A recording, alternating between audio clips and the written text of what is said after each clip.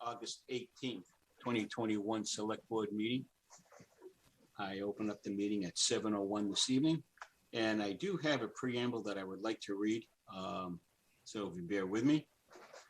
In accordance with the requirements of the open meeting law, please be advised that this meeting is being recorded and broadcast by WACA-TV.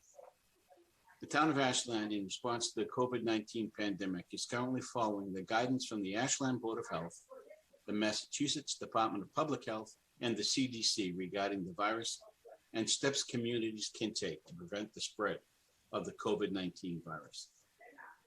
Though the Select Board recently approved hybrid meetings allowing in-person with online attendance, the board recently agreed to suspend these hybrid Select Board meetings, citing the recent rise of COVID cases in our area. In order to protect our citizens, our board members, and our work staff eager to participate in these meetings, it is this board's desire to return to in-person meetings once we see a downward trend of COVID cases in our area. Thank you for your patience and your understanding. In accordance with the governor's order suspending certain provisions of the open meeting law under General Law, Chapter 30A, Section 20, all public meetings are being conducted remotely. If you haven't seen this information before, it's been provided to you on our website. Our meeting ID is 822-1240-9627 with a passcode of 693000, and that is posted on our website for tonight's meeting. Thank you. Now I would like to open it up for citizens' participation. Yes, Mr. DeSoni. Good evening, sir. Good evening, and Mark 2449 Hawthorne Road, Ashland, Mass. And I'm just sitting here, laying back, chilling in the house with me, my dad, and everything's going well. And just waiting for another meeting to happen. And I'm not surprised that it's not hybrid, because I've been reading the news and stuff like that. And I know that Ed's on with the COVID report, so I want to know about the boosters. If I can ask the boosting shots if it's available soon around here. Other than that, I know there's a big agenda, and I know there's a list of names that I'm going to just stay quiet on and wait till it's my turn. So I'm done. Thank you, Mark. Is there anyone else in the waiting room that would like to join in citizens' participation? Hey, Gail Pierce, 25 Trailside Way up at Spyglass Hill. I'm just really here for the Mozzie restaurant hearing. Okay. And additionally to thank you and everybody on your team for doing such a good job for our community. Well, thank you. We're still working on it, Gail. Thank you. Okay. We have 1 minute to spare. And I'm going to let Mr. Berman speak now at 7:04, even though it says 7:05, because I know he has a lot to say. So Sergeant Berman, you're on deck, sir. Okay, so I guess we're going to quick COVID update, what's going on in town, and some things that we're planning the next few weeks. So right now we have 24 open cases in town. And of that 24, 50% are vaccinated and 50% are not vaccinated. Interestingly, also, when I've dug down a little bit deeper into the numbers, some of these vaccinated people that are positive are living in a household with somebody that was unvaccinated that became positive. So most likely the reason that the vaccinated person has become positive in that same household is from the multiple exposures over again in the same household. So again, we're keeping an eye on it. Our numbers are pretty consistent with all the cities and towns around us, percentage-wise. So obviously we're keeping an eye on that. Also, there's Ashley has pushed out, we're going to be running another vaccine clinic this Tuesday, the 24th, from 8 a.m. till noon. And it's going to be held at 270 Elliott Street at Mass Bay Community College. They're allowing us to use their building for that morning. If anybody would like to sign up, it's on the town's website and on our social media pages. There's a link if you would like to sign up for an appointment. If you have trouble, please call us at the COVID Task Force hotline number, which is 508-532-7900. Also, most of you have seen that it looks like the FDA is going to recommend, the CDC, FDA, and DPH are going to recommend boosters for people that got Moderna and Pfizer at the 8-month mark. It looks like that approval is going to be effective September 20th. For the board's consideration tomorrow at 1 o'clock, our 7-team collaborative is meeting to discuss how we will roll those boosters out.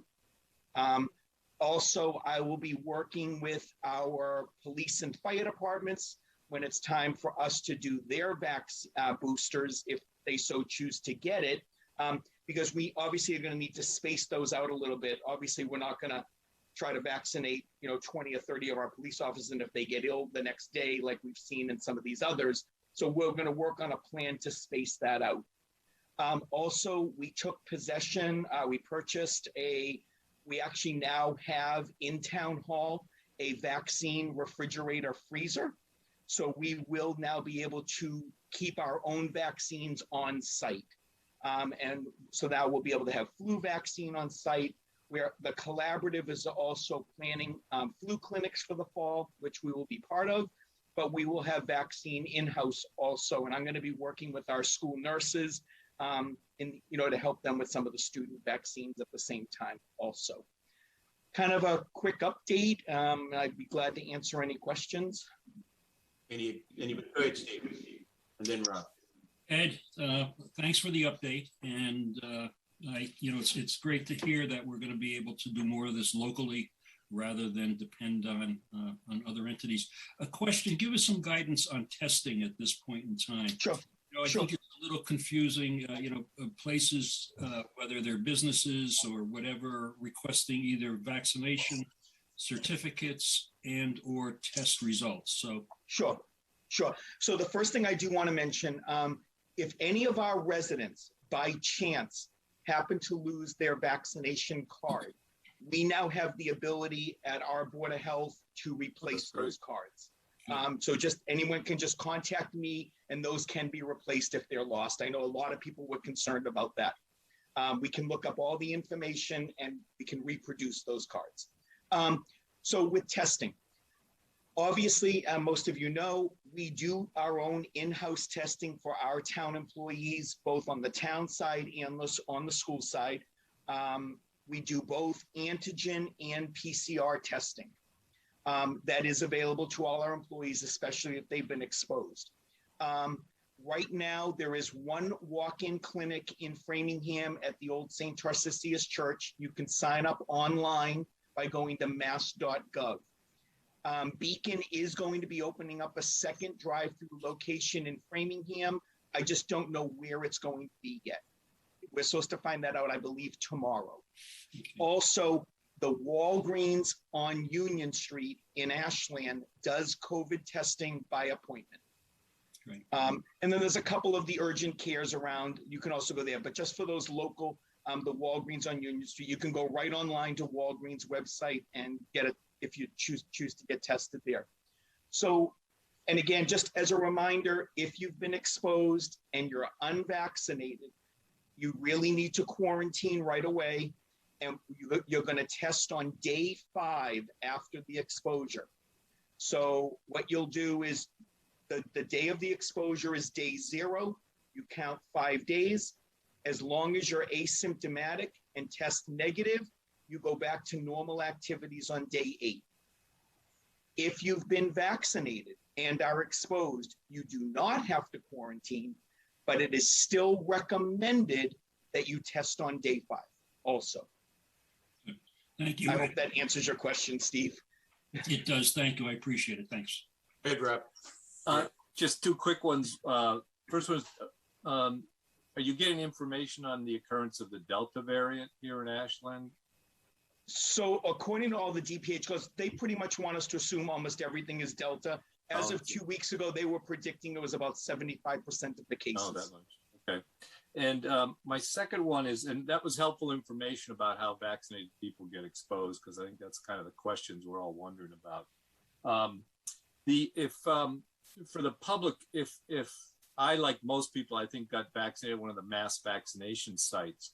So in terms of the booster, what should our expectations be? Should we expect that they're going to do something like that again, or we're going to get our booster locally in a different venue?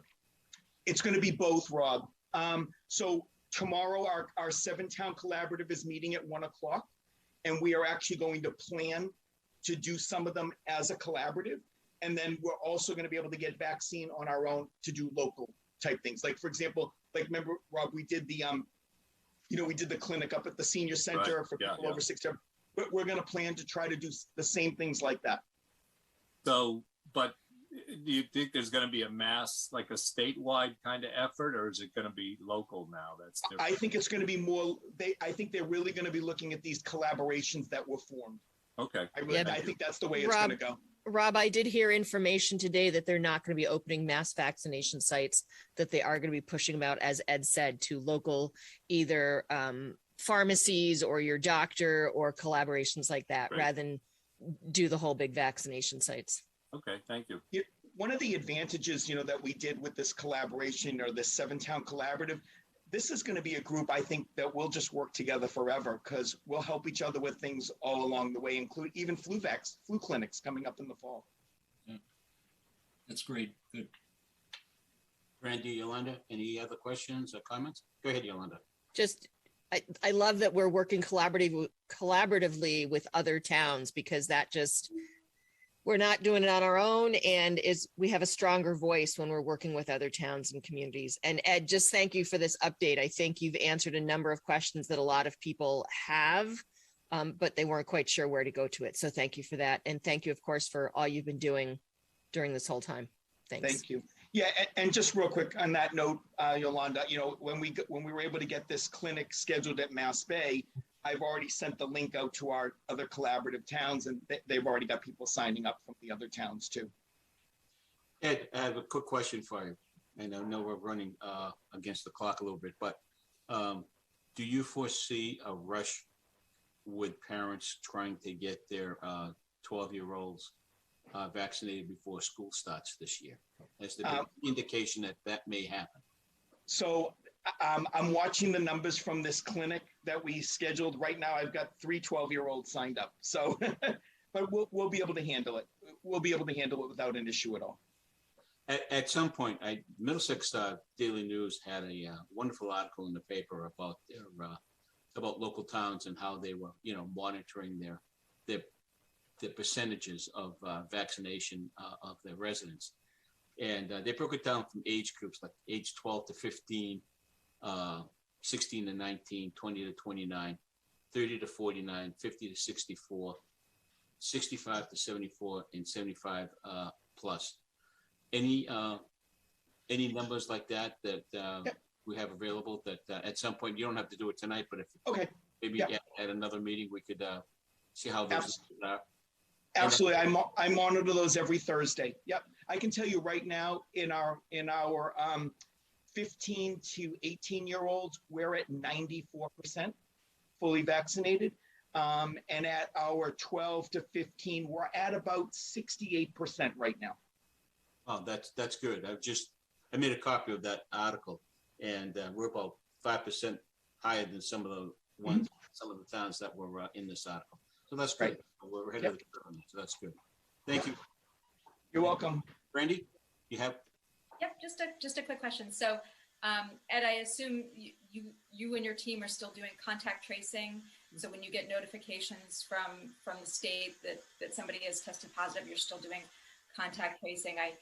I assume that would still continue, especially as school starts. I know the school committee is taking comments and coming up with a plan for Friday, because the state really hasn't offered any guidance to the schools. Right. So I was just curious, like, you know, from a process standpoint, is it still, you know? Yeah. So what we do is, just so you all know, is every time a case comes in, and we've never stopped this practice, when a case comes in, the first thing I do is I look at the address. Then what I do is I log into the school's iPass system, and I see if there's a child in our school system that is potentially involved, whether they're the positive or if they're now a close contact. And then I work hand in hand with that school nurse in the building of where that child goes. So we work as a whole team to make sure that the family, what their needs might be, you know, and one of the things that we've learned through COVID, everybody, is that sometimes when we do some of this contact tracing, we uncover other things. We uncover maybe food needs or other issues have come up, and we've been able to work with Jennifer Wolfing on some things and with the school social workers also. Great. Thank you. And we still have a mask mandate in town buildings too, We do. correct? We do. Thank you. Thank you, Ed.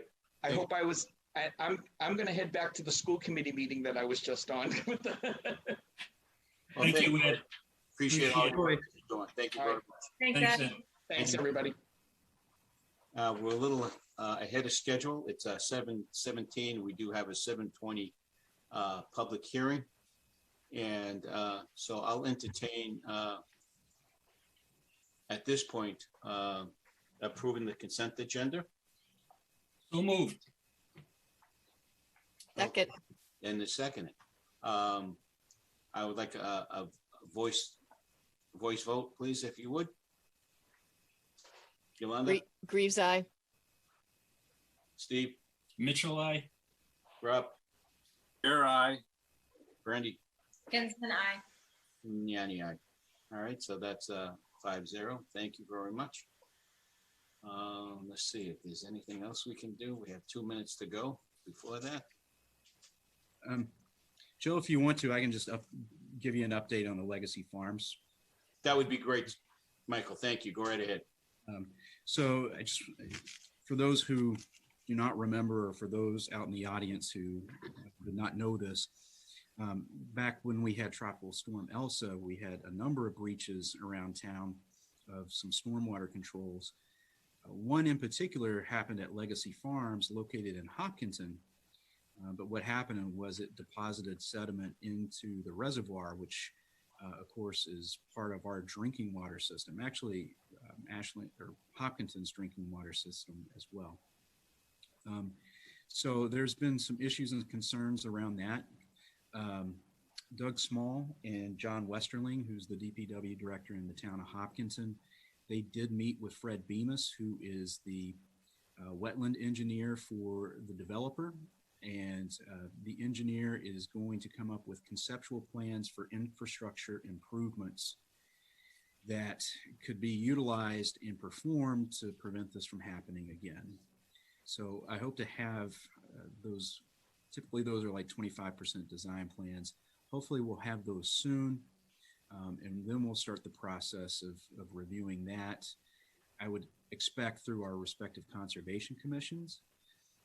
And then whatever is finally approved, it's our expectation, meaning the towns, and I'm including Hopkinton on this, that the developer in question be required to pay for these infrastructure upgrades, not us. So that's the update on that.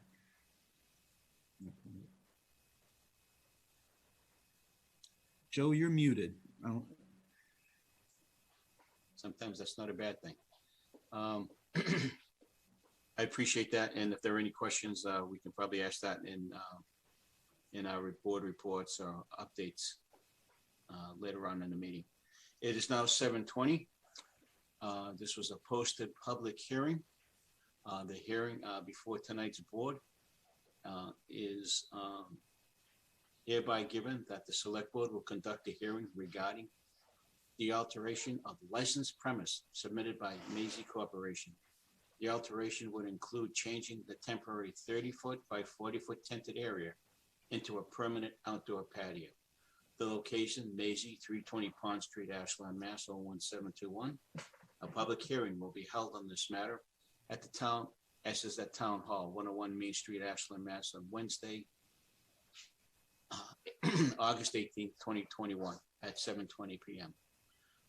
This meeting, though posted in person, however, participants are also invited to join the meeting via Zoom. Since that point in time of the hearing, parties wishing to be heard on this matter should appear at the time and place indicated above. Interested parties who are unable to attend this hearing may submit written comments to the Select Board office, Town Hall, 101 Main Street, Ashland, Mass. By emailing Sue Roby at sroby@ashlandmass.com. At this point, Sue, I will open up the public hearing. And have we received any letters of support or any negative comments from anybody in the town? I have not received anything. Okay, thank you. I would like to ask for those who are speaking on behalf of the hearing, if you would identify yourself and please state your name and the purpose for being here this evening. Do I have people from Macy's here? Hello. I don't know if you can see me. Oh, hi, Mariana, how are you? Hi, how are you? Okay, so I'm Mariana Vasilic-Harris. I'm one of the owners at Mazi. So I'm here with you if you have any questions for me. What I can say is that we've had 74 seats out there since the beginning because we opened amidst the pandemic under that tent. And we've been operating that way for a little over a year now with not any issues. Of course, any questions that you have for me? I will open up to the board with any questions or comments. Mariana? Go ahead, Steve.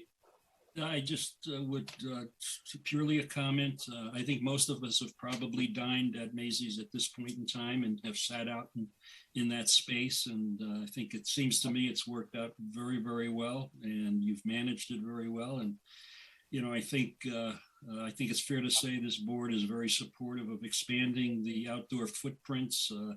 You know, obviously, clientele want to spend more time outdoors when it's possible. And I think when the roundabout is finished, it's really going to be quite attractive, that area. So, you know, fully supportive. And, you know, I assume you also have to go before the planning board as well to get approvals. And, you know, certainly hope that that goes smoothly. Thank you. So when anyone else on the board that has input is done, I have input as a resident. Okay, yep, hold on one second, Gail. Brandy, you're next. So I just had a quick question. The tent that is currently there, is that is going to be changed to a patio, or is it going to remain sort of a tent? Because I know you have an outdoor patio space. Are you expanding that so it all kind of is the same look, or what is the plan? Okay, so we're hoping, as of right now, it's a tent, and that's what we're hoping as a seasonal type of patio. But we're hoping to, yes, make it into a nicer patio situation, so it's not a parking lot with a tent on it, which is what we kind of had to do, you know, because of everything going on, just to get us going. Yeah, I think given the circumstances in which you opened, you know, I'm glad that there was a route that was led to some success for you guys, because, you know, it was what a crazy year to open your doors. So so, you know, congratulations on surviving your first year. Now everything will be easier from here on out, right? Thank you. I hope so. We hope so. Yes. Thank you so much. Any other board members with a comment? Yep. Yolanda? So first of all, congratulations on 1 year in business. Thank you so much. Year. I'm glad you came forward to make this a permanent thing. I think it has been very beneficial. I know, as Steve said, I've enjoyed being able to sit outside and eat. I would just say you have those orange barriers, sort of to Brandy's note. You're going to try and make it look a little bit better, or you're going to keep the orange for better visibility. I'm going to be honest with you. We haven't gone through how Okay. the planning of how it's going to, obviously we want to make it look nicer, but it has to be safe as. Okay. I mean, it's just, I'm looking at the pictures, so they're very obvious. When you're sitting inside, they're not that obvious. So, Right. Good. No, I'm glad it's worked out for you. So thank you for coming forward to making this permanent. Thank you. Yep. I do have one question, Mariana. I'm sorry, Rob, did you have a question or comment? Go ahead. Oh yeah, just how do you think you're going to use this during the winter? How long are you going to be operating?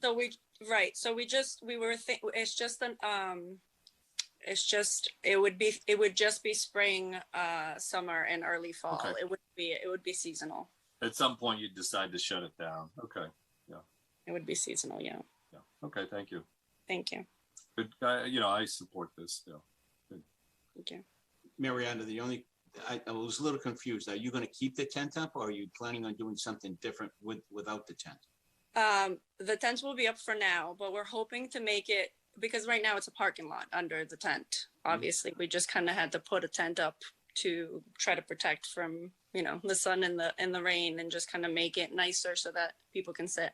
So the plan is to beautify, obviously, the spot, and hopefully make a nicer patio that way.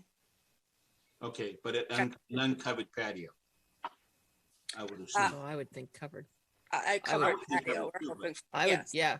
Yes. Okay, so there'll be some sort of structure that would replace the tent. When we get to that far into it, yes. Okay. All Hopefully.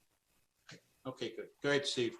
Joe, just one more quick question. And it's relative not to the alcohol license, but I guess to the entertainment license.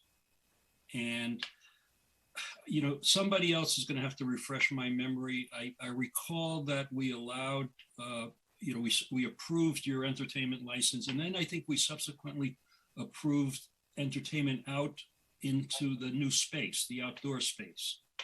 And I guess the question is, and it may have to be another time that we discuss this, but do we need to approve or adjust the entertainment license in some way, or did we already do that? I don't recall. That's a good question, Steve, because if they plan on changing the tent to some other structure, we may have to revisit that and vote for the entertainment to be under that particular structure itself. Well, I guess that would be a question for Mariana, right? I mean, are you planning on changing what you're doing with entertainment, even with this permanent approval for the outdoor space? So as of right now, we were trying to get approval so that we try to beautify the space and make it, it would be working the same way it's been working for now. Again, being truthful, money-wise, or getting things done has been difficult. So we're trying, we want to do things down the road. Obviously, right now is a hard time. So we're trying to just make it so that, because it's really worked out great, and that people have loved even sitting in a parking lot. I mean, they've been so happy to be outside. Everybody still feels a little, and I don't know if that's going to change. And I also feel that people actually liked it. They like sitting outside now. So the plan was that if we're okay to continue this way, we'd like to continue this way, and obviously to make it better as time goes by. Okay. Thank you. Question. Thank you. Gail, you had a question, a comment? I have a couple comments. Sure. First of all, Mariana, hello. I don't know Hello. if You were here when the meeting started. I introduced myself. My name is Gail Pierce. I live at 25 Trailside Way up in Spyglass Hill. Full disclosure to you and to this board, I am on the board of this association, but I'm attending as a resident, not as a board member. Out the gate, I love Mozzie. I'm so happy you're there. I am so happy not to look at a overdue, like abandoned blockbuster building. To that point, and echoing some of what the board members have said, just having you guys show up at the start of COVID, succeed, and completely adapt, inclusive of the outdoor dining, is a real treat to me. I love Ashland. I'm so happy as a community that we're embracing these kinds of small businesses and venues, so totally supportive. Again, as a resident, I went to some of the earlier meetings when you were first talking about opening, and again, as a resident, not a board member, considerations related to noise, blah, blah, blah. George assured us he would manage that, and I can say from what I've seen, and as a board member, I would have heard if there were issues, probably. Wink, wink.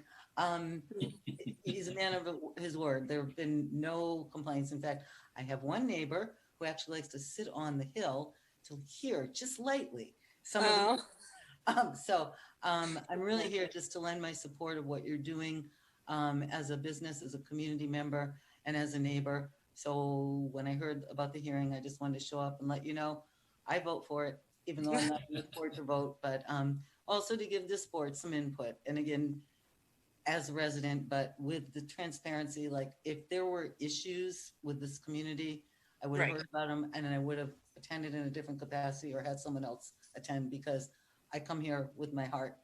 I'm so happy you're here.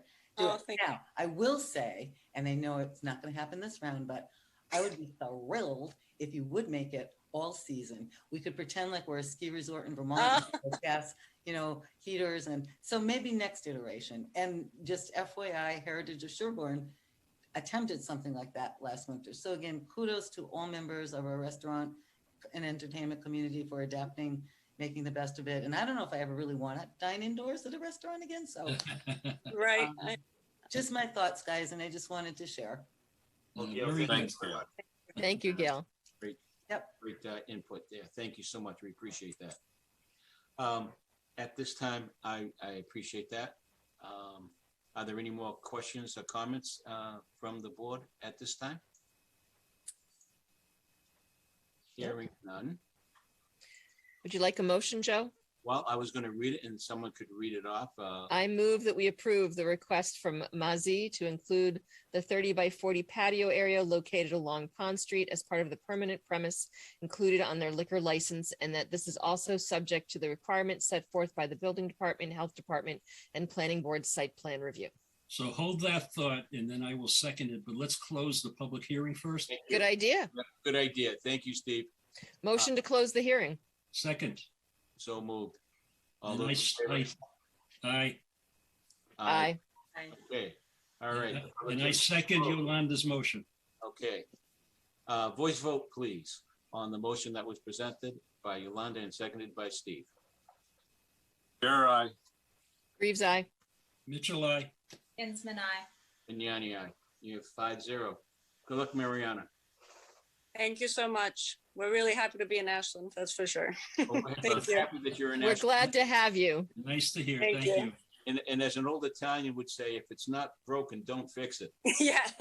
Okay. Just put some more plantings up there. Just make it look prettier that way. I think, and you're going well with it. So good luck. Thank you. Thank you so much.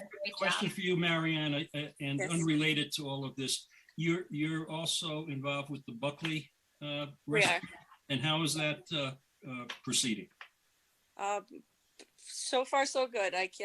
No complaints. Good to hear. Well, good luck in all your endeavors. Thank you so much. Thank you very much. Okay. Thank you, board. They're a very nice addition to the town, and we look forward to more festivities over there as well. So, Thank you for allowing me to join. I don't think you need anything else from me, so I'm going to sign off. you can sign off, or you can stay here and suffer with us if you'd like. I suffer with my own board every month. Thank Thank you, But Gail. Thank you, Gail, Appreciate for it. your input. It was Thank very- you. Actually, I may start dialing in more because I'm sort of segueing into semi-retirement and looking for more ways to be involved as a volunteer with community. But don't sign me up for anything yet. I was going to say, let's Okay. talk. Yeah, And you we know, have, we certainly have things that we can use some some new volunteers for. So Absolutely. I'll look forward to segueing. My passion is gardening, grounds beautification. I'll leave it there. Oh, Let you get garden club. Are you part of the Ashland Garden Club? Not yet, because I've been too busy doing stuff here at Spyglass. But again, it's a planning, and I don't want to make you guys stay any later than you need to. But I definitely look forward to staying in communication and Well, wish you all a great evening. Well, we Thanks, thrive. Gail. We thrive on good wishes and on good conversation. So thank you very much. And I'm a Thank you. good gardener, so. Have a nice evening. All righty, you too. Bye bye. Thanks. Thank you so Bye. much. Bye-bye now. Bye. Okay, well, she should hook up with Mariana if she's looking for more plantings and work to do around the yard to beautify that area. It's 7:37, and we have a presentation of the peer review of the 40-yard development proposal. And I'm going to turn this over to Town Manager Michael Herbert. Thank you, Mr. Chair. Just by way of background, this is a report that the board had commissioned from an economic development consultant, a third-party economic development consultant, with regards to the proposed project at 10 to 50 Main Street, understanding that that is in a very conceptual stage, very, very preliminary stage. And the board was really looking for answers, objective answers to three very important questions, which was, first of all, in the context of our downtown revitalization efforts and some of the stuff that we were doing, does the redevelopment of this parcel make sense? The second one is the project economically feasible?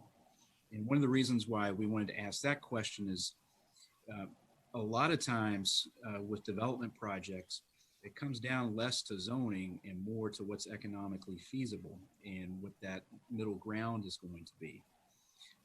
So it's not necessarily something could be economically feasible for us, or what we think would be economically feasible, but it actually wouldn't be to the proposed landowner or developer.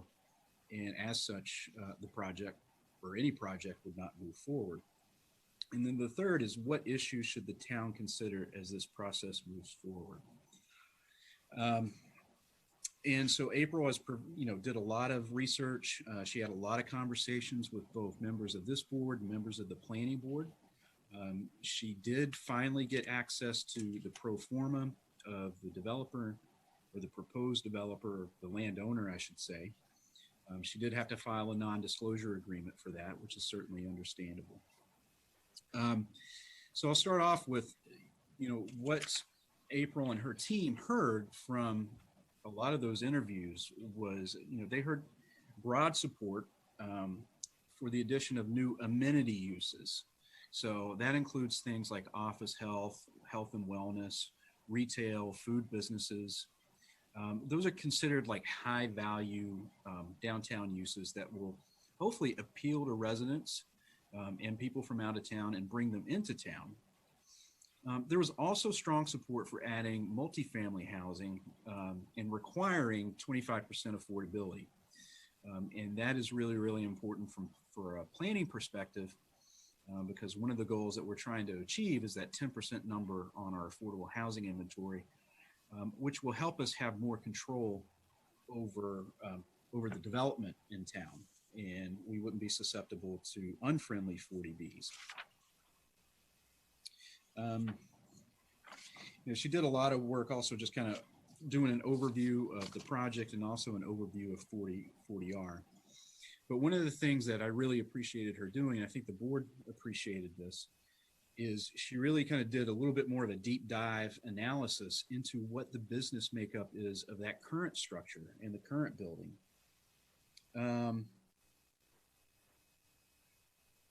The majority of the commercial space in that building right now is actually what they call warehouse and industrial space. And typically when we talk about commercial and we say we need more commercial or we need more businesses, we talk about things like retail shops or food establishments some of those other amenity uses that I had mentioned before. There's very little of that. I think there's about 20,000 feet of that in the current building right now, and actually 10% of that is vacant. And so she contrasts that with what was being proposed at the time. And again, this is a few months ago, so things might have changed, but this is actually the last project concept that we were left with. So the proposed project includes 200 units of housing, 25% considered affordable, and 34,000 feet of commercial space. Now, the consultants did feel like 34,000 square feet of commercial space, it might be very difficult to fill that up without basically pulling from current existing locations here in Ashland. So you don't want to do that. You want to actually grow the pie. You don't want to try to chop up the pie in smaller different pieces. We're trying to expand the pie. And once you do the calculations, you know, that 34,000 square feet of commercial amenity space compared to the 20,000 square feet now, the actual proposed project would increase the amount of commercial and retail space by 40%. We always hear about the fact that there's going to be a reduction in commercial space. I think we need to clarify and say there's going to be a reduction in industrial warehouse space, but there's actually going to be an increase in commercial and retail space. Looking at all that, one of the things that was really, really important, and I think April really listened to the board members and the planning board on this, was the significance of traffic. I think everybody has expressed concern about traffic. And there were some unique observations here, or I think unique to us. And one of those observations was the fact that if we're worried about traffic, we need to have an understanding that industrial and warehouse space and actually commercial space increases traffic to a greater extent than what residential use brings. And you think about that, and that makes sense. I think I've talked to some of you about, you know, kind of a light bulb moment. If you look at 21 Main Street, which is a much more digestible project, I think, with our eyes, there are certain spots that are designated for residential and certain spots for commercial. If you look at those residential spots, they're full at night, they're empty in the morning. So whoever's living there is going somewhere, probably to work in the morning and then coming back at night. The commercial spots are always being filled with different vehicles, and that's great. That's something that we want. But I think we need to be correct in our concerns and observations about traffic impact of this proposed project, especially compared to what we have now. Having said all that, the consultants did recommend that we do a preliminary traffic analysis to look at some of our concerns.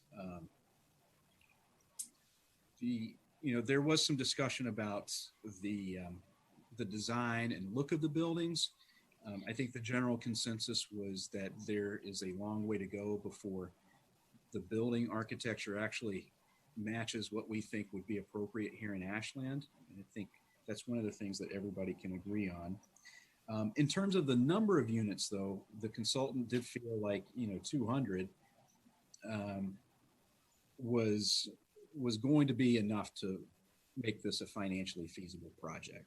Again, that can be somewhat subjective, because if you're getting a 7% return on a project, somebody might actually be okay with that. Another financier or developer might not be okay with 7%, based on circumstances in their life. But the consultant team did feel that was financially feasible. Just to go back to the traffic again, there's 70,000 square feet of industrial use at the site. And, there's a lot of truck traffic coming in and out of there. There's like paving companies, et cetera. And so again, one of the things that they feel like might actually happen is we'll see a reduction in traffic, or it might actually be beneficial to the traffic situation in town. Another thing that they were asked to explore was some of the environmental issues. And I think we can all agree that even though the building might not necessarily be exactly over the plume, it's certainly substantially near it enough to where we should take this concern very, very seriously. And so they recommend consulting with DEP and the EPA about any project moving forward. That's something we kind of already knew ourselves, and that's something that we do get involved. You know, overall, they felt that, you know, their recommendations were to go ahead and pursue a Chapter 40R zoning article for mixed-use development, and increases the affordability requirement of a regular 40R from 20%, which is what's required under the current 40R statute, and increase that to 25%. So make sure that that's included in any proposed 40R bylaw.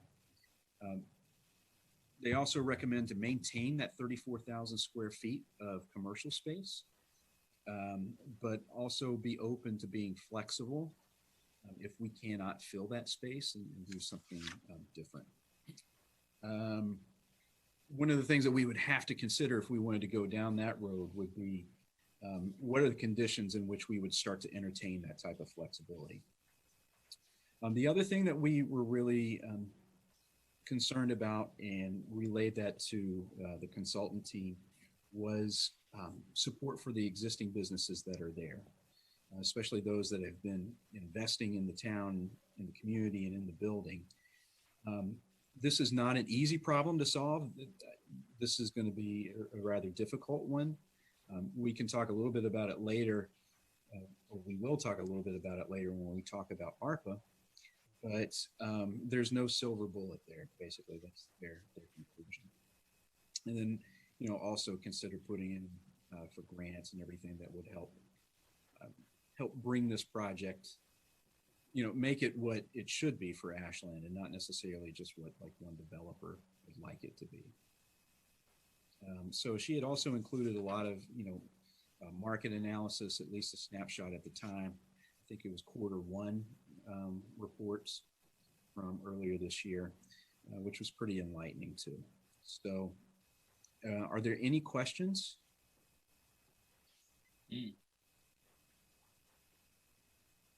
Steve, you had your hand raised, go ahead. Yeah, just Michael, I think clearly April was supportive of moving forward with a 40R. My question is the developer still committed to a 40R process? And I guess part of it, because 40R is connected to a transit district, you know, I guess the question is what is happening with, and you know, this will relate to, I'm sure, any comments that Rob has in terms of where is mass transit going at this point in time. I think we've all seen a couple of reports. We've all driven by the train stations that are essentially empty. And so what is the anticipation for that to come back, to what levels, and will that funding be available from the state that 40R is predicated on? So that's one question. I don't expect you're going to have an answer for that, but you know, it's a comment. And then my second comment is related to the environmental issues, because I think the proximity to the plume, of course, is an issue, but you know, we haven't seen any documentation about any other cleanup on that property. This is a question that we asked right at the beginning in terms of, you know, the businesses that have historically worked in that space. And if you go around back, there were some very, very dirty businesses back there. And, you know, we were told, yes, it's been cleaned up, but we have yet to see any real documentation about that. So that would be another concern relative to the environmental aspect. So. Yeah, Steve, I can actually take a shot at your first question or / comment. Not just the consultant, but other people that I've talked to feel confident that the 40R application would still have funding from the state. With regards to transit, that's something that we have impressed upon the owner slash developer is the, we hope that he's open, and we would like him to be open to looking at public transit options or incorporating public transit and bicycle and pedestrian options as a way to get from that property to the train station or other important points, whether that's part of the MWRTA system or a private system that currently exists like up at Cirrus. So I believe that that's, I believe that if the owner slash developer is not open to that now, he will very much need to be, just because I think that's something that the board has asked for. And you're right, the second question, I don't have any information about that. Okay. All right, thanks. Any other board members? Mr. Chair, I just, I don't know, does it make sense that I'll address this question to Yolanda and Michael as well? You know, we did have that subcommittee meeting where we reviewed this and had, does it make sense to discuss that a little bit now, or just update the other board members on what happened at that meeting? I mean, I'm perfectly fine with doing that now, or we could wait until we get to, you know, priority projects and talk about downtown. Okay, sure. That's a private project compared to what we're talking about, but yeah, it's part of the downtown, I guess you could say that. Yeah. Yeah, I think it's be good to update folks. We had some interesting discussions. it's good. Yolanda, Brandy? So I just had a couple comments. It was really interesting to me that April had done the analysis on the current makeup of the tenants and how much of it really is this industrial warehouse versus retail commercial. I know from, you know, the last meeting that we had with Mr. Gordon, we were very adamant about making sure that we had enough adequate space for the current businesses, you know, which is how we got to the 34,000 square feet of commercial number. It's interesting to me that, and I shouldn't be surprised, but I still am, of how little retail commercial space there really is in that building. And also just the comment that she had said that we should have some flexibility in our development agreement around the commercial space, because the idea that we may not be able to fill all 34,000 square feet is a little eye-opening. I know we as a community keep saying that we want more commercial, but just it kind of highlights the fact that just because we want it to be there doesn't necessarily mean it is feasible. I think all of us have driven by 128 Main Street, where they are still looking for tenants, commercial tenants in that building. And, you know, I think that we need to definitely take a look at that, because, you know, we wouldn't want to have, say, 20,000 square feet of empty commercial space in this building as well. You know, so it kind of, it definitely makes me think a little bit differently about how we should approach this particular space. Mm-hmm. So it was a really good analysis, I thought. Agree. Yeah, and one thing just to add to that, you know, is a big part of the issue is the aesthetics and how big the buildings are. So you start thinking, well, if he doesn't really need 34,000 square feet of commercial space, and maybe we consider not building it in the first place and have a smaller footprint or more, you know, maybe that can be reflected in the design. That's up to that discussion on that one, Rob. Yolanda, did you have your hand raised? Go ahead. I did. That's okay. I'm sorry. No, not a problem. There's time. So thank you, Michael, for that overview. I really hope now that, you know, we've discussed this, we can get this out to the public, because I think there's some really good points in here that people are bringing up, but it's like, yeah, but maybe that's not the right decision. And I think, hold on, I just got to find it. I think about the traffic issues, as you brought up, that people are concerned that if we have these extra residents downtown, it's going to increase the traffic. But in the review that April did, and as you mentioned about 21 Main Street, more of the traffic is being generated by the businesses that are there at 21 Main Street and not necessarily the residents. So if we're increasing the amount of commercial space and potentially businesses, that in and of itself could increase the traffic in that area. The other thing that I thought was interesting, if it's, people are saying, well, there's already commercial there, but a good portion of it is warehouse and industrial, which people are saying they don't want in downtown. So to just turn this all into commercial or leave it the way it is as commercial, we're already seeing that there's vacancies. So I just think that, we always want, as you said, we're always saying we want more commercial, but we're not filling the vacant commercial that we already have. The other thing that I want to make sure that we do with this report is, how do we use this in our process to look at what's going on or what we think is going to be the right thing for 10 to 50 Main Street. I think this is the first step of that, getting this report out to people. And, just looking at this, I still think there's a positive to do this project. It's just a matter of how we do it and how we make it the best project for Ashland with as well as keeping history. I did find there was a comment that I found very interesting.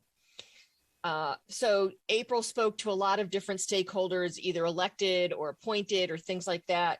And the fact that there were some people that actually questioned the historic value of these buildings. I found that just, because of how the interior has been changed, right? When these were built, the interior was a certain thing, but now certainly as you walk in some of these buildings, it looks nothing like they did when they were originally built. Certainly when you walk in, I think it's 20 Main Street, and you go in that hallway and you see the stair. So from an interior perspective, a lot of the history might be gone, but the exterior might still be historic. So just some thoughts that I had while reading this. Good, Michael.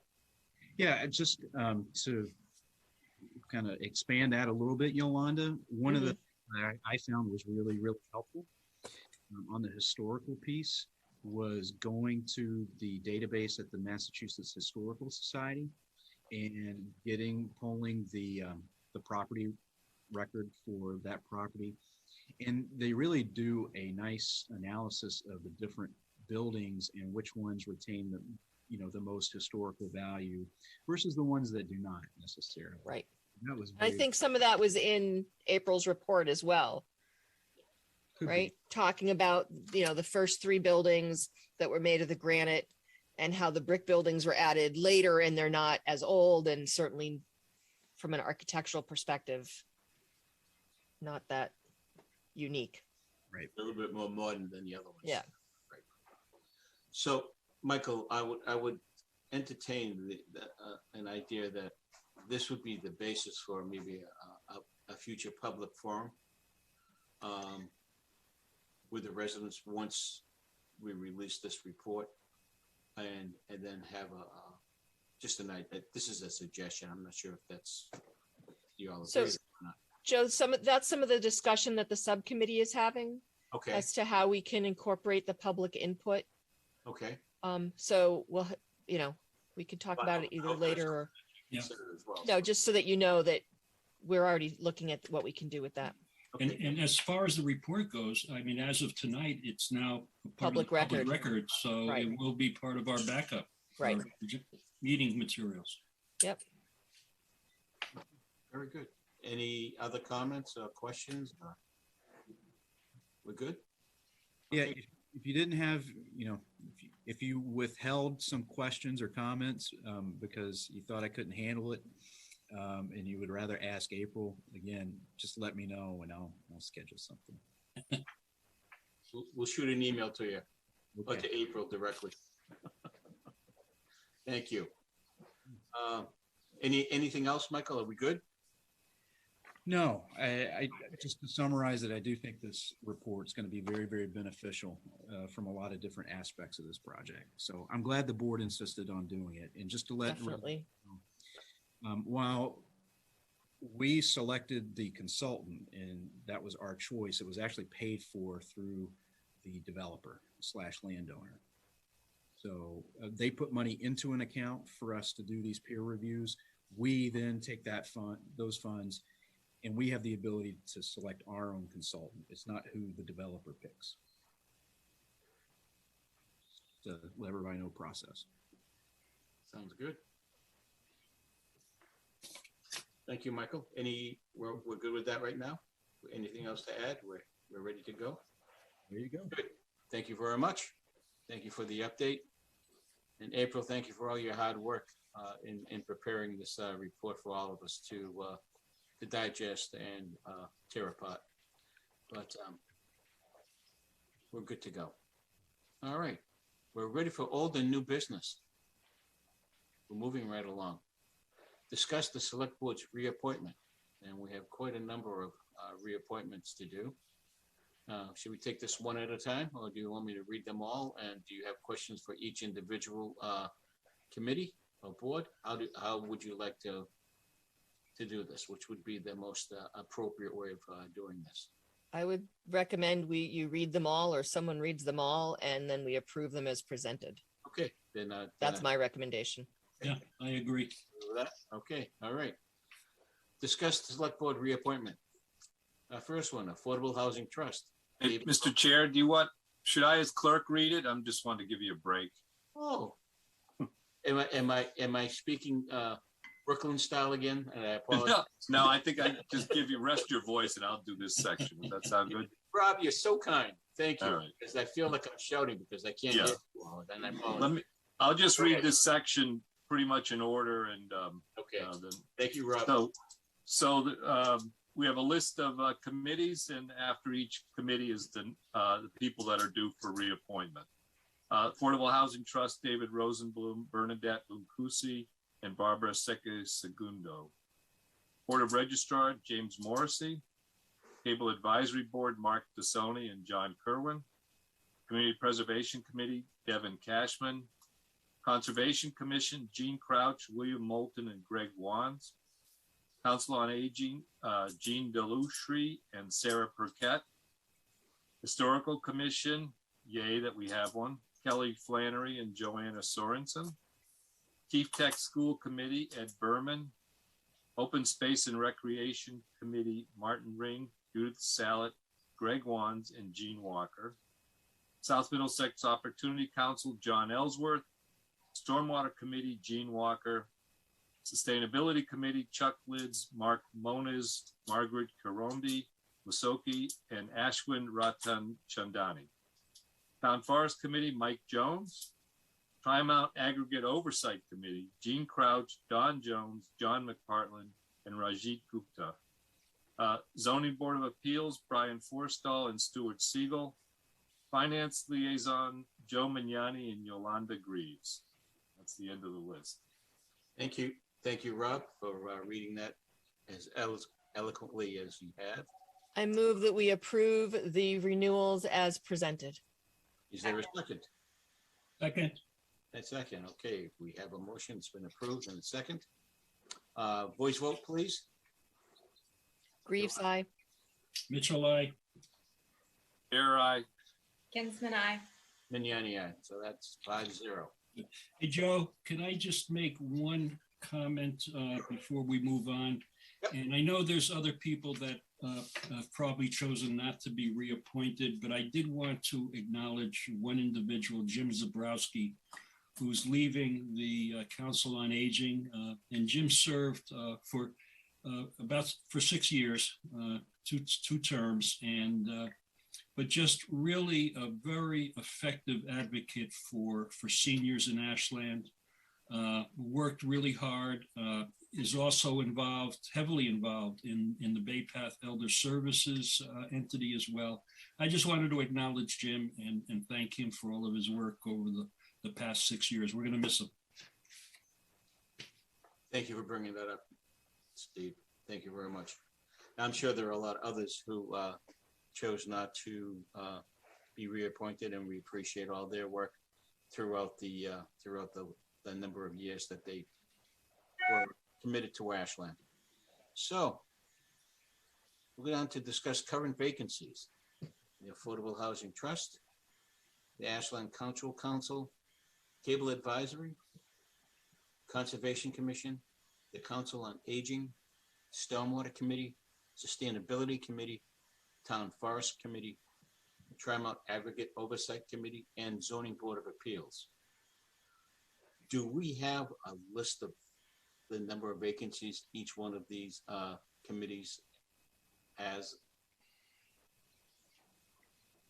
Susan, do we have that, or is this something that we can do at that next meeting? We do have a list. I have them all up on the website. And what I did is I included any talent bank forms for people that have put in for any of the committees that are that have vacancies. We certainly could move forward like you've done in the past and invite some of these individuals to your next meeting, so you guys can do the interview process. Okay, thank you.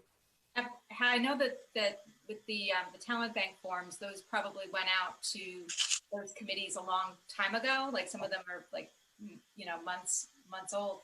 Is there a way that we can make sure that the committees know that there are interested members still interested? Because typically, like, they would make the recommendation to us, and we would appoint them rather than us interviewing them, correct?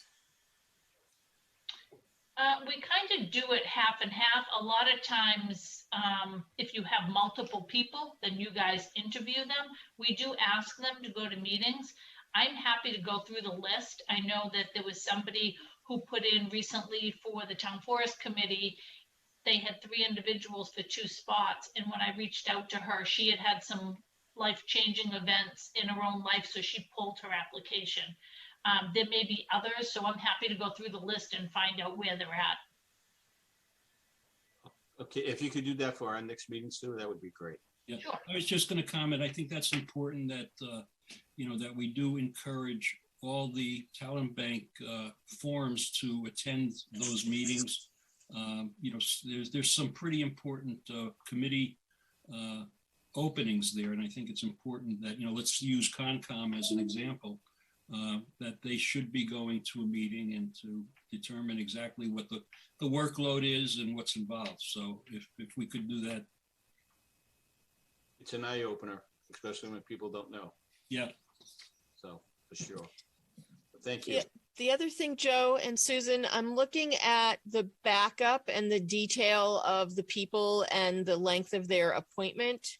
And on the list that Rob read, we did not do the Metro West Regional Collaborative appointment or the Metro West Water Supply Protection Committee appointment, which I think we should do. We did not. You were correct. My apologies. You want to see those even listed on the old and new business when we just went through that list? They're in the backup. They're in the backup, okay. So the Metro West Regional Collaborative is me for 1 year, and the Metro West Water Supply Protection Committee is Michael for 3 years. Move to appoint as presented. Is there a second? Second, Voice vote, please. Greaves, aye. Mitchell, I. Here I. Kinsman, aye. And Yanni, aye. Okay, thank you for bringing that up. You're welcome. Thanks, Yolanda. Sorry about that. It's okay. Apologize. It's a lot of information to manage all that, so. We're good. Okay. Holy moly. Almost. We're getting there. All right. Review the special town meeting timeline and open the town meeting warrant. And I will turn this over to Town Manager Extraordinaire Michael Herbert. Mr. Herbert, sir. Thank you. And I'm going to further turn it over to Assistant Town Manager Extraordinaire Jen Ball. Thanks. So we are already sort of thinking about what the special fall town meeting will look like, and sort of looking at the calendar, we're proposing a December 1st date, and that's, typically we do it in November.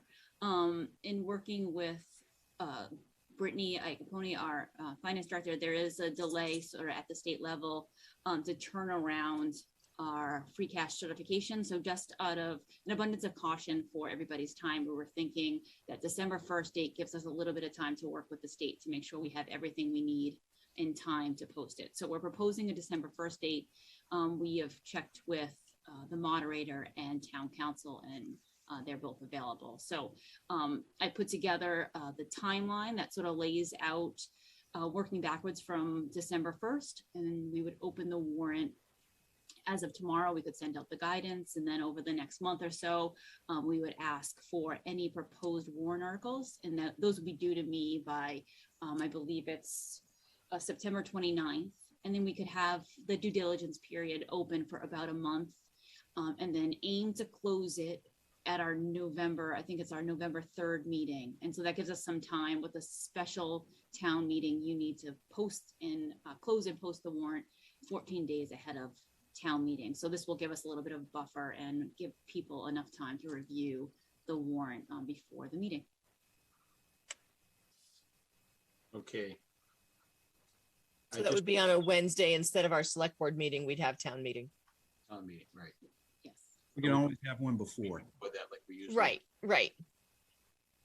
Okay, Jen, I apologize. So we're looking to open the warrant on September 29th. Is that accurate? No, we'd open the We're warrant opening it now. today. And so in over the next month, first, they could, anybody who has a proposed, any board or, we'd have the proposals for warrant articles come to me by the 29th. That gives us enough time to put the warrant together so that we can review it and close and post it on November 3rd. Okay, thank you. So we need a motion to open the town meeting warrant, the December 1st, 2021 special town meeting warrant. Is there a second? Second. Voice vote, please. Greaves, aye. Mitchell, I. Bear eye. Ginsman, aye. Vignani, aye. Okay, so December 1st. Now, do we need to discuss the location of this meeting and how the meeting is going to be held, and virtual, hybrid? Do we have any ideas of how this is going to be handled at this point? I think it's a little premature to make a decision on that now. Obviously, we've got how many 3 town meetings under our belt in not ideal conditions. So I feel confident that if we need to go down that road, we can do that relatively quickly. I'm hoping we don't have to, though. I'm envisioning this, if everything goes well, as going back to our regular town meeting type of format where we meet in the auditorium in the high school. The respective boards and committees are up at front with the moderator and the clerks up on the stage. Again, obviously, we just have to kind of watch the numbers and make sure that that's going to be the safe way to move forward. And Either way, it would be at the high school, right? That location we're not changing. So it's whether or not we do it in the gym or the auditorium. Right. well, one of the things we need to just be concerned about with that specific date, are there any sporting events going on in the gym? Yeah, so we've already sent it. Yeah, so Joe, we've sent an email out to the schools to reserve the room. Okay. Okay, but what about the gymnasium if we needed to do that set up again because of COVID? Yeah, well, I mean, I think we'll work with the schools. My guess is, I don't know if they have schedules out that far already. So we'll work with the. I believe they may have already, to be very honest. I would say to be safe, let's reserve both the auditorium and the gym. That would be it. That would be my recommendation as well. Thank you. Okay. All right. Okay. Well, good. So racial equality, project update, survey and focus groups. Correct. So thought we'd give you an update on where we are with our numbers in terms of the responses that we were getting. So we met today with Suffolk. We have 31 participants in the focus groups. So not as high as we had hoped, but probably understandable given the circumstances in the world we're living in right now. But we have received, it was over 150 survey responses, Jen. Was it 151? It was 153, but that's 5 days old too. So I would expect it to be just a little bit higher, hopefully. So we're going to do another push. Again, a directed email to ask people to complete this survey. We are going through different community organizations as well to hopefully push this survey out amongst their membership. So, people are not just hearing it from us. If we asked Mr. Adams and his school principals to be pushing it out through their email lists? I don't remember if we did that, Jen, specifically. I know that they have, pushed it out, either the flyer. I think they put the flyer in the backpacks or whatever. Well, it's mostly electronic now. So, I would think we want to make sure that they're sending it out electronically. Yeah, I would agree. Is there any way we could, the group could incorporate public outreach through the farmers market, at least to make awareness of what we're trying to do and try to accomplish and push it out that way? Yeah, we were lucky that, and it just so happened that area, Ashland Residents for Equity in Action, had actually set up a booth or a tent at the farmers market. It was a couple of weeks ago. Mm-hmm. It was after we had published this and asked people to participate. So they, they rotated who was at the tent, but the members there, they did a pretty good job of pushing things out. Okay. Could we create a flyer and offer it to people as they either come into or out of the market? Is that allowable, Steve? Yeah, absolutely. I think, anything we can do to, advertise this, the farmers market certainly would support. Jen, I know you had created, or there was a flyer. There's that was a flyer down, yeah. Ashley had created. Has that been updated at all? I know that had dates on it. Yeah, so we did have an updated flyer that so obviously the focus group dates have come and gone, and then we did update the flyer and we had it inserted in all of the stormwater bills. Okay. So that went to every household. So we have that flyer that we can certainly update. Yeah, if you can send that out to, maybe all of us, just so that we can put forward it on our networks. Sure, I can do that. Yeah. Just as an aside with this process, earlier this week, or actually it was last week, the Globe had published an article about the population and racial demographic changes in each community in the Commonwealth. And just looking at the Ashland changes, I don't know if anybody's seen this, but it's pretty interesting. It's that they show the difference between the 2010 census and the 2020 census, and it breaks it down: white, Black, Latino, Asian, other, multi, and the largest increase change is in our Asian population, which is about 13%. And Asian, that incorporates our Indian community. Our white population actually declined slightly. Black population went up slightly. So it's interesting information. I'm sure the racial equity group and area would find this interesting.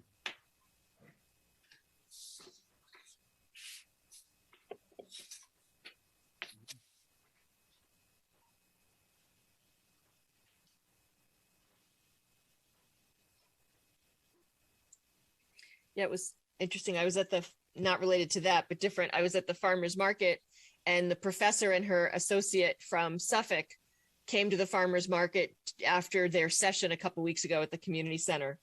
And she recognized me, and she loved the farmer's market. She's like, what a great resource. And it was a little disappointing because they'd only had like 1 or 2 people at the community center that day.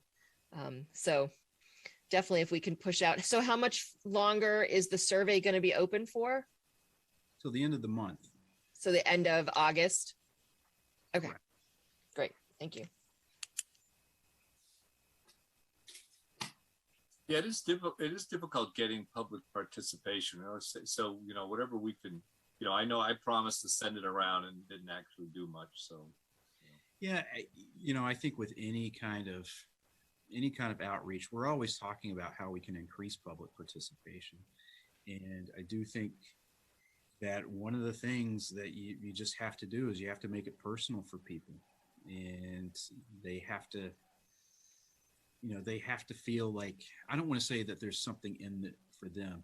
It's that they have a role to play in whatever we're trying to get information about. And, that takes a little time sometimes. That's not just an email or anything like that. You need to have conversations and stuff. Yeah, I agree with that, Michael. I think, how do we encourage, this larger sense of community? And, it's no different with, the challenges of encouraging people to get vaccinated, that there's a bigger, it's a bigger issue. It's not just, the individual here. So, but it's, I think you're right. I think you gotta personalize it. And so that's the info I have on that. Okay. You want me to just move on, Joe? Yep, move right on. Okay. So update on our police chief hiring process. I had hoped to have a timeline and everything put together by tonight. I do not. I did have an opportunity, though, to go look through what we had done back in 2013. And we had we ultimately selected Badge Quest, and we always refer to this as kind of like Badge Quest. There are multiple firms out there that do this. And I was actually, it was good to hear that we recently had a lieutenant assessment center, and felt like that went relatively well. I'm not a huge fan of assessment centers myself, but if you're going to do it, you want to do it as well as possible. I was amazed at how much public input we had received when we hired Chief Davis. Literally, I got the file of not just the candidates, but all the public input that we had. I mean, it's like stacks. This is public input. So I would love to utilize someone to help us formulate and execute that kind of public input type of strategy, because I think it's going to be very, very important. So having somebody help us with that. Also, I think, Joe, you've mentioned this, and I think a number of people have mentioned this, how it might be important to have members of the department actually be interviewed. I think there's some caveats that we have to think of when we do that, and some different perspectives we might want to look at the answers from when we're talking about that. But I do think that that's going to be important, and so we'll need to have some help with that. So at this point in time, I do expect, going out to RFP, not finalized yet, but I do expect that. But, two of the main things that we really want to get out of any type of outside help would be information from the department personnel, and then also information from the public. So that's what I have right now. That's good.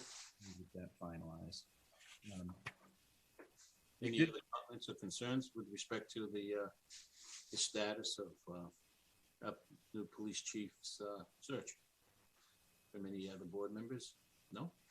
Okay. No. Good. Thank you. We discussed the stormwater issues. And so the next one, a proclamation, is this was recently brought to Joe's and my attention. We have a young member of the community, very young member, I think he's about 2 months old, who was recently born to a family that's provided a lot of service to the town of Ashland. That would be, it would actually be Eric Pedersen's grandson, believe it or not. And so he unfortunately has a rare disease called lysencephaly, which you can look it up and look at all the details, but it has to deal with your brain and things like that. It's not, it's not a great thing to have, but they are now, meaning that family is now kind of really trying to build awareness of this disease, at the same time trying to raise funds to help with the, with some of the medical expenses and some of the things related that go along with having a condition like this. So one of the things that we could do is we could actually issue a proclamation. Joe, I believe you have that. I do. Would you like me to read it at this point? If you would, I think that would be great. Encephaly is a rare gene-linked brain malformation, causing the brain to have less or no ridges and folds, making it appear to be smooth. It is estimated about 1 in 100,000 individuals are born with this condition, whereas people living with this condition may suffer from hypertonia, epilepsy, swallowing disorders, development delays, and more. And whereas addressing the complex medical needs early in life is imperative to helping families successfully care for their children at home, the need for more education, awareness, and support for families is desperately needed. Whereas it is appropriate that one day each year should be set apart from the rest and to be known as Encephaly Awareness Day. This day shall be on September 8th. And whereas Encephaly Foundation Incorporated, a nonprofit organization, wants to help support these individuals through our continued efforts of empowering families and educating communities. Now, therefore, we, the Select Board of the Town of Ashland, do hereby proclaim September 8th to be known as Encephaly Awareness Day and urge all residents, patients, caregivers, medical professionals, and all agencies and organizations interested in supporting these families to unite on this day on observance of such exercise. Signed by myself, Joseph Leone, on behalf of the Ashland Board, Select Board. So next Tuesday, and hopefully we don't get rained out, it seems to be the weather pattern that we've been holding on to, that it seems to rain every other Tuesday in August. The Pedersen family will be there to raise awareness as well. And we ask that everybody participate and come to the concert and do what they can to help support this family as a kickoff date. So hopefully we can see a lot of people there, and it would be it's well deserved for sure. Joe, if there's individuals that would like to make a donation, who or where should they go? The last I spoke with Eric Pedersen, it would be to Eric's family directly to, and put in the note for the funding of Encephaly Foundation in their name, and hopefully that would help with the funding of this GoFundMe support that they're looking for. Yeah, they do have a GoFundMe link, which is something that we can advertise and put Which up. I don't have in front of me right now, which is unfortunate, Okay. but I know they do have a GoFundMe. Yeah, let's get that up if there's a GoFundMe site link. But it's, Ashland, we've encountered, things like this before, and I've always been impressed with the way the community rallies around people and supports them. So I would expect nothing less in this situation as well. Absolutely. And you're right to say that Eric and his family have given a lot to the community, have done a lot as well. It's nice to see some return of love back to the family as well. So, Okay. Thank you. Thank you, Joe and Michael. Okay. Moving right along. We'll go to priority project updates. And we'll start with the rail transit district. I apologize. Excuse me. Thank you. I will first start with UGC. I think everybody's aware the comprehensive permit was issued, has been filed. It is during its appeal period. During this time, we've taken the opportunity to notify DHCD that a comprehensive permit was issued, and we've already started the process of getting those 180 units on our subsidized housing inventory, which, if we're successful in doing that, which I anticipate we will be, we'll have safe harbor for 2 years from unwanted 40B projects. And actually, please indulge me a bit.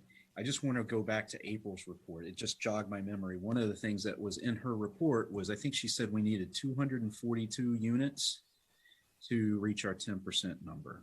So 180 is taken care of, hopefully. So that's important.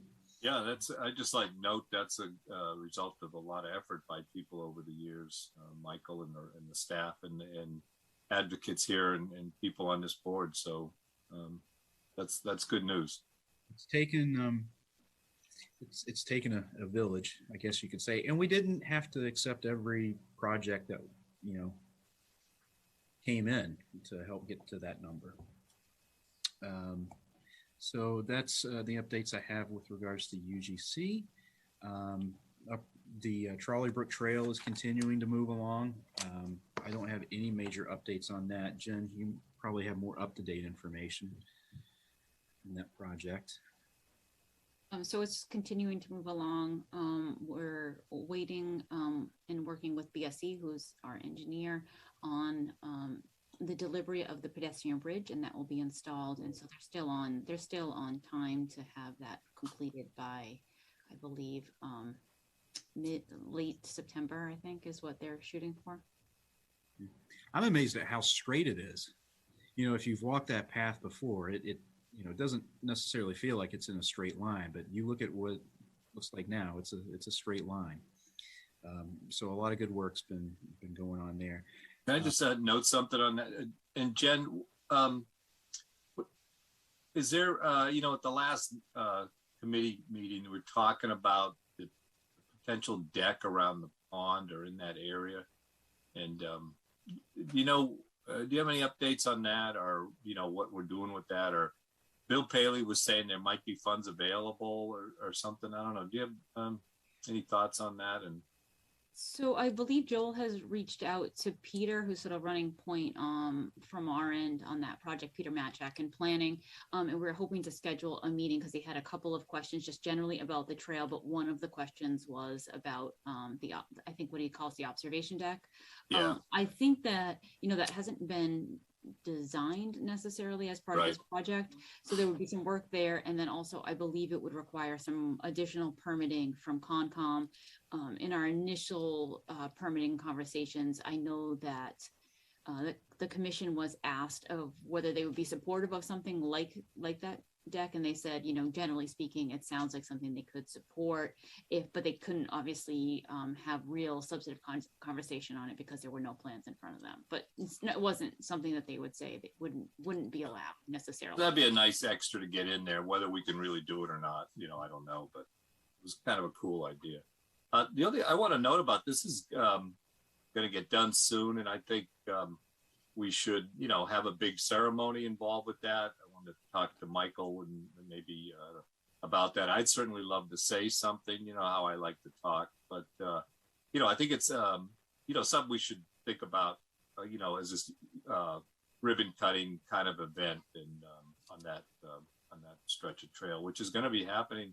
Sounds like by the end of September, potentially. Is that? Yeah, probably realistically October. How these with rain and weather. I feel like hopefully great weather. Be good. And the Friends of the Ashland, the Upper Charles Trail, are thinking about doing an event, a public event connected with that. So stuff like that. A lot of good things happening. And basically, bicycle advocates interested in it. And I know Yolanda was at a she'll talk about that. She was at a big trails summit. My only other question about the transit district and UGC, you know, as we move along, Michael, how are we with the final kind of plan for UGC and the open space and the trail access and stuff like that? How does that procedurally work as they go through this? So an A&R plan will need to be filed for that. And of course, it would need to meet the board's approval, because there's an interest, you know, we have an interest in land. So actually we would need to be one of the applicants as well. You know, Rob, it's interesting that you bring that up, and I'm thinking about, you know, there were some legal issues between the landowner, Bob Gaynor, and UGC. I don't know if they've been resolved yet, but it'll be interesting to see how that plays out and how and if that would impact the timeline of getting that A&R lot. But yeah, we would need to do, there needs to be an A&R plan, Rob. So yeah, something to watch out for Bob's continuing involvement. I like the way you phrased that. Something to watch out for Bob's continuing involvement. Yeah, well, thank you. So moving on to downtown, based on the 3-week look ahead that we last received on Thursday, the majority of work is still going to be doing the undergrounding of some of the utilities. You know, they're in the process now of still installing some of those vaults and the conduit that goes into those vaults for all of the utility companies, not just Eversource. We were hoping that we would basically have the work under the tracks done by now. Unfortunately, that is not the case. We're having a little bit of a hard time with coordinating with, you know, MBTA, Keolis, and Eversource. As you can imagine, those two entities, sometimes it's hard to wrangle them even individually. So, you know, trying to put everybody together for a meeting. So Michael, in relationship to that, didn't we vote a specific day that they could work like over a weekend to do the work under the track? So do we have to? It was I believe it was July 27th or 28th. So do we need to revote that now? I mean, do we have new dates, or does it just apply to whatever dates they do now? I don't have new dates. Okay. I was anticipating once we do have the new dates, I would bring it back before the board. Okay. But that is moving along. I did have a chance to talk with Giosio quite a bit about the overall schedule of the project and making sure that that's on track, and they said yes. So they do plan on continuing through the winter. Next year, I think you'll see, well, this year they're going to be doing a lot of the undergrounding work. Next year, they'll be doing a lot of the street work. So, and that includes things like the drainage and, you know, some of the more aesthetically pleasing aspects of it. Actually, if you want to drive by Tilton and Cherry Street, there's a few mastheads there for some of the lights. If that's what gets you going, you can go by and look at those. So a lot different than what we're looking at now. Oh, that's interesting. Right out of my sales on that one. Oh no, you were going to say something? I was going to bring something up about that because every time I drive by this, oh, I know what those are. Yeah. I'm sorry about that. That's okay. So I think, as Rob had mentioned earlier, and I think we touched upon it, so maybe we've already covered what you wanted to cover, but with regards to the 10 to 50 Main Street project, it's, the working group did meet last Wednesday. We had a very good discussion. Rob and Yolanda and Deepa and Trisha from the planning board. Monday we met. Monday. And actually, Rob and Yolanda, if you want to basically share. Well, the thing that hit me, we had a good discussion, went over that report that we just went over and talked about it. But the two architects kind of took over, which I thought was good, and started talking about this, what did they call it? Design charrette, and having all these public sessions where people would kind of think, I guess, big picture concept about how these buildings should look, which I thought was an interesting process. And, so And I'm looking forward to see how that would go. But, so Yolanda, Yeah, I actually I had a different response. I feel like we almost got a little too much into the weeds, as you know, it being our first meeting, and you know, and it's not just about what the building I mean, a big part is what the building looks like, but so we're meeting again this coming Monday. I think we'll have a better sense of the plan that we want to move forward with as to how we're going to do this. I think the report being out is going to be helpful for people to understand some of the impact, or not quite what I think people think is in that building. So that I think will be helpful. Can you just verify what your mission is as a subcommittee specifically? I mean, is it the aesthetics of the building, or is it much more than that? I'd say it was more than that. I'll let Michael but I just think a huge part of this issue is the aesthetics and the preservation of the historic part of it, and and really how it looks as you come into town, and how. So it is more than that, but I think that's so key myself. So that's what I liked about the architects kind of focusing on that. Yeah, I mean, one of the things I think we're trying to change when we evaluate any project is to see how different aspects of it integrate. So like how traffic integrates with building design, which integrates with the size of the project. So it's really hard to isolate any one thing, but yeah, I do think the two things that are really prominent in my mind are, building design, but more importantly, what kind of public process are we going to utilize to do that? And Rob and Yolanda will let you know that I've been saying this a bit, as I think this is a great opportunity to start looking at our public process with a fresh set of eyes. And, I'm not necessarily sure that we ask the right questions. We're asking the same questions every other community generally does, but I think those questions aren't necessarily the best ones to ask, and they don't necessarily lead to the best outcomes. So I'm really looking forward to seeing, what we come up with to hopefully inspire some kind of, I think, substantive conversation, which hopefully it'll take some of the personalities out of it, and hopefully take some of the vitriol that actually gets injected into not just this conversation, but in other conversations as well.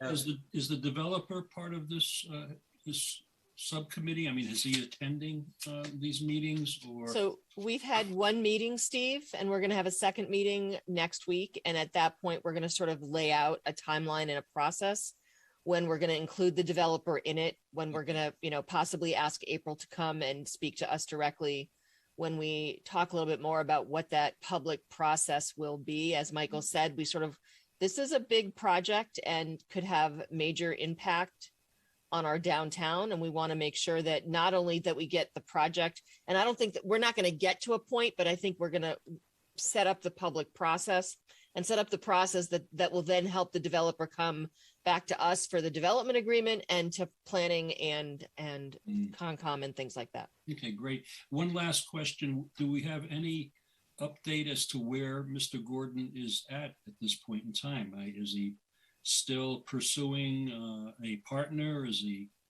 reconsidering, any of this project? Not that I'm aware of, Steve. I did talk to the attorney the other day, just as a courtesy, to give him a heads up that the subcommittee or working group was going to be meeting, and based on that conversation, I think it's all systems go still. Okay. I will just reiterate something that we've said previously, is that the owner/developer is open and willing to move this discussion, at least from a town meeting standpoint, to the spring. So we're not rushing to get something done in time for the fall. Good. Thank you. I have a general question to the subcommittee. Has the developer submitted an environmental impact study? Because it's my understanding that he has not. No, I don't think he has, and I don't suspect he will until. I don't think we're ready for that yet, right? I mean, that's I would think, that's part of the permitting process, or as we get closer to having a discussion, why, and, whether or not we're changing the zoning or something like that, right? That would be my feeling. Yeah, I think if an environmental impact report is to be filed, or if it's necessary to file one, it would be filed as part of the application process, Joe? If it's inside the plume area, I would hope to hell that they do. Me too. I mean, that's rather important, I think. Not just for those folks that are there, but for the neighbors that are around that area. Yeah. Gonna start stirring up stuff. So just quickly, so thank you that, it's good to hear that you guys have met and things seem to be coming together as far as, a process, because I think, to the point that was made, the public process is probably the most important part of this, because if the public does not kind of be part of the process and buy into what we're visioning for the space, it's never going to pass town meeting. And I think one of the things that Mr. Gordon is probably aware of is that we are in the process of becoming eligible for safe harbor. So the 40B option is, going to be off the table for him. So, I think that bodes well for all of us to come together on a project that makes a lot of sense for the downtown. So it'll be interesting to see like how willing he is to work with the subcommittee, because I think, it's kind of a chicken and egg. You need to have some visuals that make sense to have the public react to, but you also need the public input to be able to drive that design. So, I'm looking forward to seeing what the subcommittee does and how this kind of moves forward. So thank you for your work on that.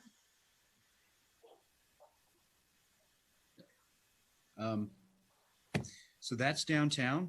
So I'll move on to public safety in the Mendez School. And actually, I unfortunately missed our public safety building meeting yesterday. I was able to attend our construction meeting for a bit, and nothing really jumped out too much. I don't know what was discussed at the building committee meeting yesterday, but I'm sure Jen, Joe, Steve, you'll fill us in. I'll let Jen kick it off, and then Steve and I can fill in the blanks. Sure. So I think since our last meeting, they've made some significant progress in terms of completing 90% of the foundation work and the waterproofing that needs to be done. And people might have noticed that the steel has started to be placed. And so there's been a lot of movement over the last week or so, and we'll continue to see that level of progress probably over the next 2 weeks. And then what they've explained to us is that that will sort of come to a slow where they'll be really doing a lot of, making sure everything's tight and in place. And so we'll see a lot of work and action over the next couple weeks, and then it will, they'll still continue to work. They're still on schedule. We're sort of, keeping our fingers crossed that the weather continues to sort of cooperate a bit, although it doesn't look great over the next couple days. We have talked with the site and our site contractors and our project manager that's on site for us every day, and they are confident that the additional erosion controls will hold up with the predicted weather that's coming over the next week or so. And I think that's really it since our last update. Yeah, I think that the last piece of the foundation is literally 20 feet of foundation that they're finishing on. They anticipate finishing this Friday on that piece, anticipating, but that could change due to the weather. Who knows? But they're very, very close, and I think it's just so exciting to see the footprint of the building and the steel going up, and seeing where things that we've looked at on paper are actually physically going to be. But this afternoon, the general contractor, CTA, their site supervisor, his name is Leo Gallant, and they hosted lunch for the crew that was out there today, and they invited Joe and myself, and they invited Chief Roby and Chief Briggs and Captain Moynihan out as well. So it was really nice. Got to meet some of the guys, got to take some photos, and yeah, it's great to see. I mean, there certainly has been some bumps in the road, but you know, it's soon to be a reality. Minor bumps at best, though. Yeah, minor bumps at best. But it was funny when Bill said that, yeah, the girders are going up real quick. He said within 3 or 4 weeks, it'll look like nothing is being done. But like Jen said, they'll be shoring up all the girders, making sure everything's nice and tight.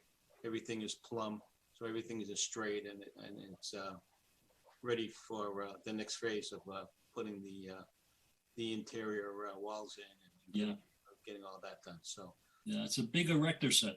It is a big erector set, yeah. Is the goal to have it covered before the winter so that they can be working interior? Well, you know what, Yolanda, that's a good question. I think they hope to have that done.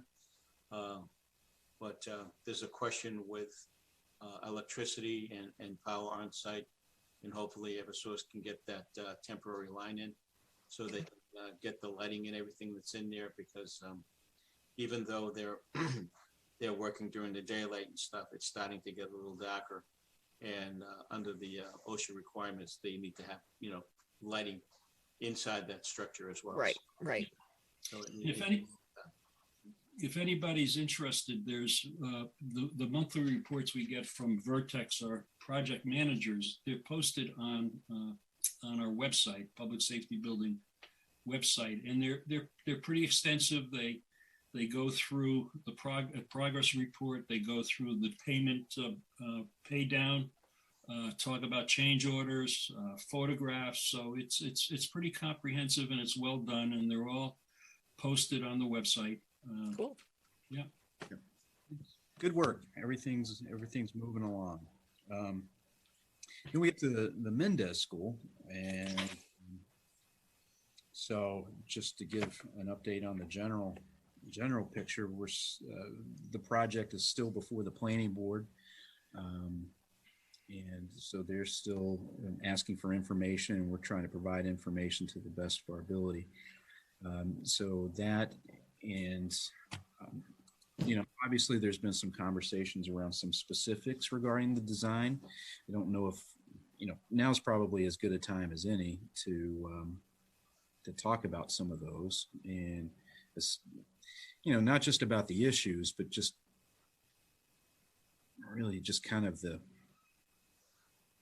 tone and tenor of the conversation. I know Joe had sent earlier a letter of support for the project that both he and Lori Tosti had drafted as chair of the school committee, to exhibit support for not necessarily the project, although that's certainly there, but really the process that we utilize to get to where we are today. I mean, I can't begin to tell you how many public forums we had and how many opportunities that we had for input with regards to this project. And some issues are being brought up now, and you know what? Those issues are important. I think they should be recognized and acknowledged. And I think we also need to acknowledge the fact that trying to, you know, incorporate managing some of those issues into our current project might be detrimental, if not severely impactful, to the project as was presented to the community, and which was ultimately voted on overwhelmingly. I think from a larger perspective, I have been increasingly concerned about the tone and the rhetoric and some of the language that's been used, not just in this meeting, but just in town meetings in general. And I think it kind of reached a head on Thursday night. I certainly, as I think all the board members here, welcome questions, welcome hard questions, welcome different perspectives. But the way you say things is probably more important than what you say. And a lot of meaning gets conveyed and a lot of feeling gets conveyed in the way you say things, and not just necessarily the words that you use. And, you know, I think I began to feel like the applicant for the project, which is the town, was actually being treated almost like as a developer coming before the town. And I think it's unfortunate because this is a town project. We're all in this together. We're all trying to solve these problems together. We basically came up with this project together. And I don't think it's helpful to the conversation about this project in general or the town and the welfare of the town to start continuing to go down the road that we have continued to go down, I think, over the last year and a half, 2 years, maybe since COVID has started. It's, you know, there's been a, I think, not from everybody and not even from a lot of people, but I think there has been a general disrespect shown towards staff and professional consultants, not just in this meeting, in the planning board meeting, but everywhere. And these are people who, you know, do a lot for the town and go above and beyond. I mean, volunteers obviously volunteer, but, you know, I'll speak for my staff. This isn't a 40-hour-a-week gig. And a lot of my staff and a lot of my senior management staff put in well over 40 hours a week in a week. And I think to have it sometimes thrown back in their face, like they're not in it for the town's benefit, is I'm going to use this word. I've been waiting to use this word since it's so popular, disingenuous and disrespectful. And I don't know, that's my rant. But this, the letter that was drafted, I didn't have a chance to look at it before it went out, but I'm hoping it conveys that. So, Joe, what is your expectation for the draft? You want us to respond individually, I think that would probably be the best thing, Steve, because I'm not going to put anybody, you know, in harm's way with respect to this as a board. And I apologize. I thought I had sent that out to you before I went to my doctor's appointment, and it ended up in my draft file. Why, I have no idea. But anyway, when I returned and I saw that, I sent that out to you folks right away. So I hope you had an opportunity to read the draft letter. Again, this is the draft. If there's anything that you don't think is appropriate or you would like to see an addition or subtraction from it, please, you know, I'll take everybody's input. You know, this is a joint letter from the school board, school committee, and us. So in supporting of the total project, and not one particular, you know, issue over another. It's just the total support of the project. And everybody has a right to their opinions and speak, but those rights and opinions, those are opportunities were provided to many, many people over a period of time.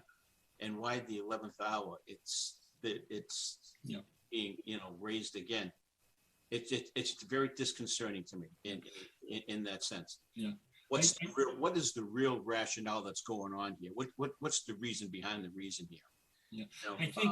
You know, I think, Joe, you know, I think we've all share a sense of frustration. I know some of the conversations I've had with individual members, you know, express that frustration at this point in time. But, you know, the reality is, as Michael said, these issues, these questions are now part of the public discussion. And rightly or wrongly, it's now something I think that we need to and we should address as, you know, leadership in town. I guess my question is, it's a little confusing to me as to where the real disconnects are. And I'll use, I guess, the grave as my example, because my understanding is that there has always been this intent to preserve it, to maintain it, to enhance it and to use it as a historical focal point. That's always been part of this process, this project. Correct. So I'm not quite sure where the disconnect is with public members and, you know, the building committee, the school committee, or the planning board for that matter. You know, the fact is we're not a regulatory body here. We're not making a decision relative to this project. But we have been consistently, we have supported this from day one as a body, unanimously, right through, just as we've supported the public safety building. And, you know, clearly the majority of residents have been supportive as well. But, you know, it's unclear to me really where all this disconnect is at this point in time. And so I leave that as we either need a little bit more information here, or, you know, I will tell you clearly that, you know, my intent is to continue to support this project, as well as support a communication that indicates that as well. And, you know, it's time to move on. I'm gonna move on.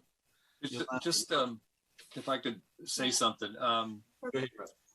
Yeah, I think, but we, you know, when I first heard of the issue, I'll take the tree as an example. I was frustrated. My first response was, why are we just hearing about this now? So, and that's certainly understandable. But I think, you know, I think it's been a very good process, but it, you know, I don't think anyone's claiming it's a perfect process. And, you know, some things may have been missed. Frankly, if I had known about that tree, I would have been there last year saying, hey, you guys got to make sure you're doing this, this, and this. And they probably would have been positively received because that was the attitude. But, you know, some things got missed for whatever reason. And, you know, I think it's good to just recognize that, you know, we're not perfect. Let's deal with this as best we can. And some of these concerns, I don't know, you know, I'm not in a position, as Steve said, to technically judge some of this stuff. But, you know, I think we do have a responsibility. I think most people understand that. They just do the best we can and say, if someone's got a legitimate concern, let's recognize it and support people trying to resolve it. And we're going to have differences of opinion. I think I'm probably, you know, probably think differently. I think that tree's extraordinary and it deserves some extraordinary efforts. That would be my opinion. And it's too bad we didn't get into this a year or two ago. But, you know, we're here now. And, you know, we should just try to do the best we can and recognize people's good intentions here. I haven't seen the planning board, so maybe I'll spend 4 hours, I guess, and look at it. But, and if people were insulted or uncivil, they shouldn't be doing that. And people should be recognized. I think everybody here, I mean, the people I've dealt with on this all have good intentions and are trying to do the right thing. But, you know, if legitimate concerns get raised, you know, I think we should spend some effort trying to deal with it and resolve it and be transparent and, you know, don't be defensive. You know, I had that reaction. Wait a minute, you're telling me this now? Where the hell were you before? Where the heck were you before? You know, but it's still legit. It still happened. We should try to do the best we can. And I think we should, you know, encourage people to continue to come forth and, you know, treat people respectfully. And, you know, I think there is a group out there. If we say, oh, you know, justifying everything we did, they'll say, yeah. So they still don't want to hear from us, you know. So I think we just have to approach this very carefully and be willing to maybe tweak our plans. I don't know. I mean, there are technical and design issues and things that are beyond my current knowledge and capability, but let's recognize some of these other qualities that maybe we didn't get into as much as we should have, you know. So that'd be my take on that. Yeah. Go ahead, Brandy. So Hold on, Brandy. Once Brandy goes, I have some comments and I have some information for people regarding this process. Not a problem. I was going to save you for last because Thank you. I would say that, you know, I'm the first person to want public input on something. I think that that, when I think back over the course of the last couple of years with this project, I can't think of a project that's had more public input than this particular project. And that's a testament to the building committee and also to Paul Kendall specifically, because he's been the one that's been really spearheading this public effort.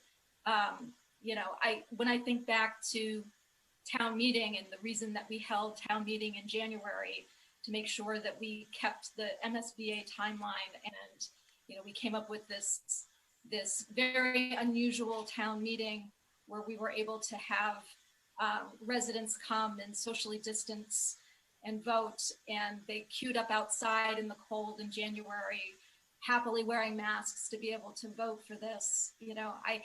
I caution the idea that we're not being transparent, because I think that this has been a very transparent process. So I would caution the use of that particular word. And I think that we have an obligation to the public, to our residents that had voted overwhelmingly to approve this project and voted in favor of it, that we need to bring this on budget, on time, and not jeopardize the funding from MSBA, because if we decide to push this off, and there's costs to everything. And, I think that I wasn't at the planning board meeting. I was away out of town, so I didn't watch it. But my understanding is that there's still some more information that's going to be brought back to the planning board, but everything has a price tag. So there's going to be a cost to whatever changes and things that we do. And there is always a potential of jeopardizing the project. And so, I firmly stand behind this project. I think that we as a community are obligated, and we as fiduciaries are responsible for making this happen on budget. So I think that I was kind of surprised that there was quite so many negative comments at site plan review at the planning board, because I thought we already kind of got through a lot of the hard stuff. So, I hear what people are saying. I understand that there's concerns. I think that they should be addressed, but I don't think that necessarily that should hold up this project. And, I think that this has been a very, very thorough project, and I applaud the school building committee for all the work that they've done, because this has been a long, arduous process. So, thank you, Joe and Lori Tosti, for putting together that letter of support, and anything I can do to lend my support as well, that I'm absolutely in favor of. So thank you. Thank you, Brandy. Yolanda. So first of all, Joe, the only suggestion I would say on the email or on the letter is that it's clear that it's coming not only just from the chairs, but in chairs on behalf of the two boards. That's the only thing on the letter. Yep. So just like many of you, when the whole tree thing came up, I was surprised. I went back through emails from the beginning of this process. We've had over 40 meetings. The grave site was always discussed. The grave site is in the plan. The grave site, saving that and recognizing that, is in the plan that was approved in January. With that, there was an arborist going out to check the tree today to figure out what is the state of that tree. I don't know how many of you have old trees in your yard, but sometimes old trees are not healthy, and old trees eventually have to come down. Especially if it's as old as, potentially what it is. We don't even know. So there was an arborist going out, I think it was either today or tomorrow, to check the tree, to figure out the age, to figure out the state of the tree, so that information can go back to the planning board. Again, the gravesite was always discussed. The fact that the tree that was next to the gravesite was potentially something to be kept. Was there a concern about about the number of trees that are coming down? we're putting the building in an area that is partially wooded, right? Part of it's going on what's now the fields. We do have to take some trees down, similar to what we did for the public safety building. You have to take trees down. Are we just going to go and cut? No, they're going to do as minimal as they can, because part of the design for the ground area is we're keeping some of the slope. The building is being built into the slope. What's really cool, and you can probably reach out to Claudia, is there are currently some 3D models at the Mendez School. They were there for the building committee because we have to look at the exterior that's going to be decided on. But you can see where some of the trees are going to be kept, where there's going to be replanting done. So again, I just think the tree itself was a surprise. And again, I went back through emails and discussions. But for me, the concern, a couple things are the concern is the fact that we are the developer. This is our project. It's not the consultants that are developing it. It's our project team. And to echo what Brandy said, I've been on various committees in this community, and to see the amount of attention to detail and work and moving things along that Paul Kendall has done as chair of this committee for the last 2+ years, anyway, so the funding will be okay. With the MSBA, we are currently on process. The funding from them is not going away. What could be an issue if there's delay with the planning board process and with the Conservation Commission process is the timing of the building getting built and the timing of the building being opened, and the ability to then use this building when we've planned, because the timing of the building getting built, it has to be done, I think 2023, the building itself is going to be done. And then they have to demo the old building. And that is a tight time frame of the summer of 2023, so that the building can be opened and usable without that construction in front in the spring of 2023. I mean, in fall of 2023. So, I mean, the timing of this and some of the conditions that are going to come out of the planning board are going to be needed when they go to actually bid on the project. Right now, our number is an estimate based on what we can do from the MSBA. The project will be going out to bid end of September, early October. So that's where things are at. Well, thank you, Yolanda, for the update and the new information. I hope that clarifies a lot of questions and concerns that the residents who are watching or will watch later on and on a repeat have the opportunity to hear that and do the things they need to do to voice their opinions. Mr. Chair, can I just add one? I do want to clarify. I don't know if you're still looking for feedback. I did email you my reply. You've got some. I don't support that letter as written, because I think it really is. And the town is a developer here, and just because a developer, even the town, presents a plan, no one should just rubber stamp that plan. They have their jobs to do as Planning Board and Conservation Commission. So I would just caution people about, language. They need to review it as part of their job, and they have a legitimate role here to review these plans. And I think we should just be careful in that kind of language. This is a pattern I've seen many times when favorite projects, whether it's a developer or the town, start pressuring people in the end on details. And I would just say that the people of this town supported this project to build a new school. They didn't support every single detail in the project. And to make the case that we then have to agree with everything in the project because it was passed at town meeting, I don't buy into that. And I think we should be careful about, we still have a process to go through here that should be gone through thoroughly, frankly. Even especially because it's a town. I'm going to cut you off for a second, okay? Because Sure, I'm finished, so that's, okay, thank you. This is one, it's not rubber stamped in any way, shape, or form, and I don't know where you got that. Well, that's my opinion. well, I you- mean, you yeah, have the right to that. I'm probably I have the right to exaggerating, my Joe, but I mean, I think we just have to be careful about that. That's all. Yeah, and not one entity was mentioned in a negative way. It was a Okay. very neutral letter as far as I'm concerned. But I haven't read your response, and I will. Yeah. That's what I Sure. intend to do.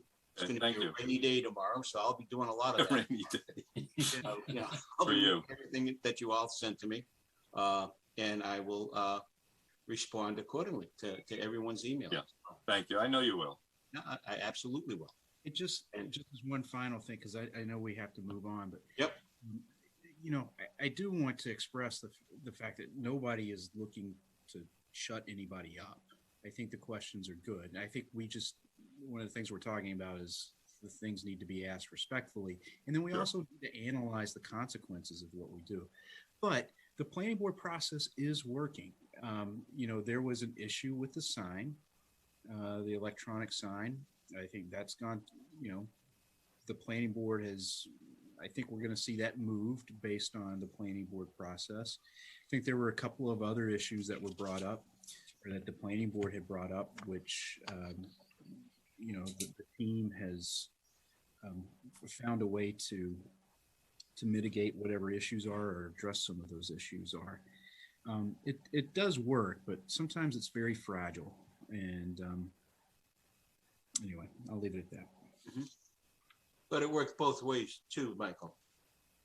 The respect has to be shown both ways, not just one way. I agree. One last thing that I will comment on is I always find it interesting how, and this is human nature, how inconsistent we can be as human beings. And we can talk about, you know, process and, you know, how this should work and, you know, how transparent we can be in this particular area here. But when it comes to something that we might be passionate about, particularly how quite often we kind of deviate from process and maybe take liberties that to support our particular project. And, you know, so I would just caution everybody to, you know, to think about it in that regard as well. If we're going to be, you know, let's be consistent in how we approach things. And, you know, whether it's, you know, for Joe and I, it's the public safety building. You know, for Rob, it's the trail. If there was Don't ask any questions about the trail. I promise I won't. That's right. So, I mean, I would suggest that if there was a tree in the middle of the trail, I would venture to say that tree would be history, but that's... I get in arguments with Joel about that. He loves to cut down trees. So I'll leave it at that. All right. Well, thank you. Good dialogue, good discussion. And we'll move on to the Route 126 project. I'll like the final comment for this, that I hope that common sense and prevails throughout this, and professionalism and respect for all parties concerned. That's what I hope. That's what I hope happens throughout the rest of these meetings as this process continues. Okay, next project, 126. 126. I don't have much of an update. It's mainly a construction update. So Northern Construction and Eversource, they're still working on the drainage and the gas work, mainly at the intersection of Elliott Street. They should be done with night work. You know, the board had approved them working at night. I think they used up basically every night that they could. I just want to express my appreciation to the residents, especially up at Spyglass, who have been very, very patient with this. Especially the work that's being done at night, because that can be a little loud too. And then with the Valentine project, so one thing I'll mention is that I believe we will most likely move forward with an RDA request for a determination of applicability for removal of some of the brush and invasive species that's around the property. And if you don't mind, I wouldn't mind kicking the rest of this down to when we talk about ARPA next. Okay. Sounds good. Thank you. nobody has any additional questions with respect to any of the priority projects that we just went over. I will just comment, Joe, on behalf of our subcommittee, Brandy and I, we will be meeting again some point at the end of September. We're working independently on some of the restriction language, and so we'll reconvene at sometime at the end of September and continue to work on that process. Sounds good. Thank you, Stephen. Okay, seeing Michael's already put up his ARPA funding chart. So Michael, it's all yours. Sure. So thank you.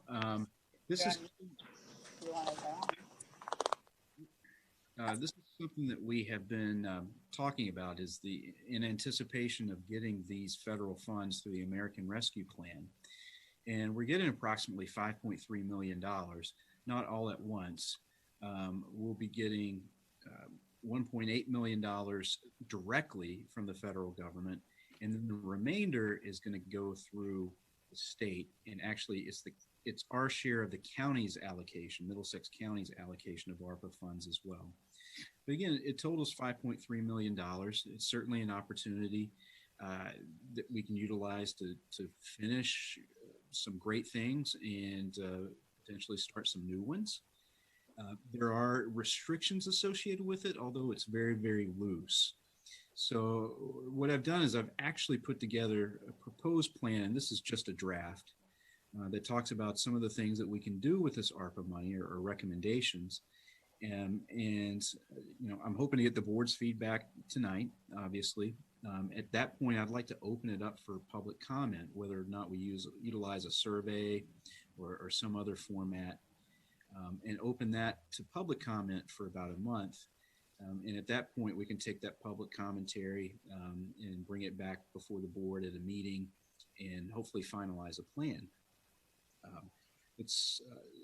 Some of these things fluctuate, and the ability to do some of these projects fluctuate as we get more and more guidance from Treasury. But that being said, hopefully most things have settled.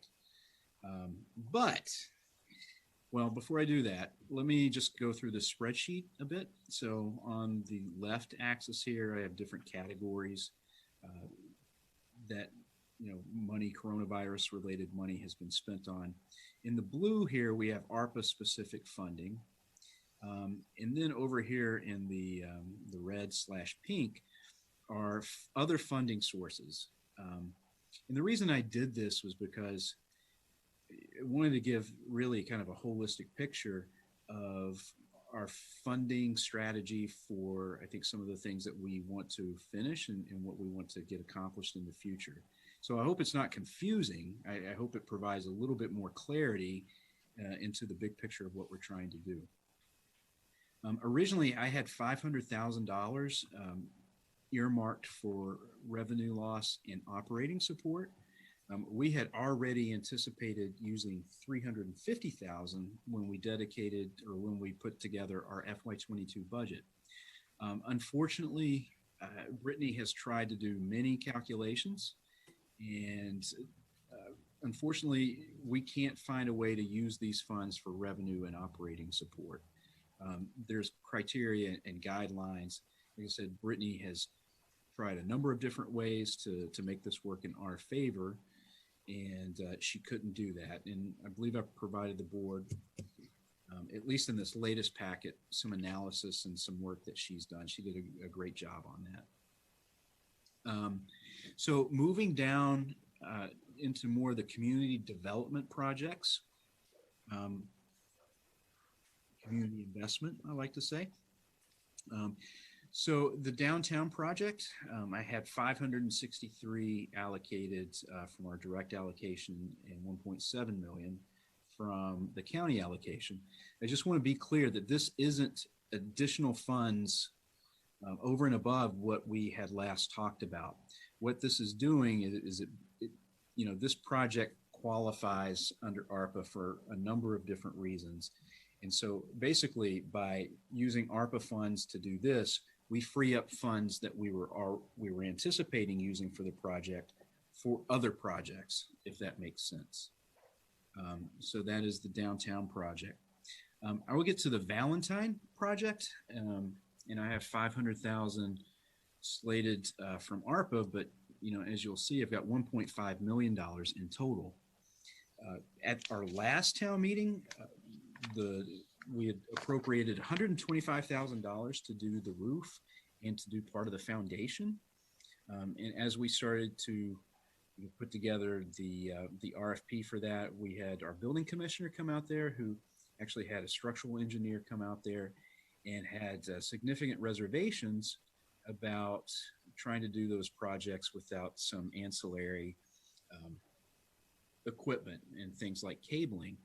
So that kind of led us to think about, okay, if it's going to take all this much more money, additional money over and above what we had expected, should we revisit maybe a plan that Ed Hart had actually presented, which was to actually repair the barn, dismantle it, keep all the pieces, redo a foundation, and reassemble the barn utilizing the pieces that we could salvage. And then the pieces that we couldn't salvage, we would actually have a template to fabricate those timbers appropriately. The reason why it wasn't necessarily considered very strongly before is because we didn't have this money. We were working on a shoestring. But what I would propose we do is, and this is an estimate, I will say, is utilize that 1.5 million to do exactly that, which is rebuild the barn on a complete foundation and utilizing the parts that we can salvage. Next is the Warren barn. So we have some funding, obviously, that we had already included as part of the Warren district to go towards that project. Framingham State has received ARPA funds and has actually been willing to contribute $250,000 towards this project.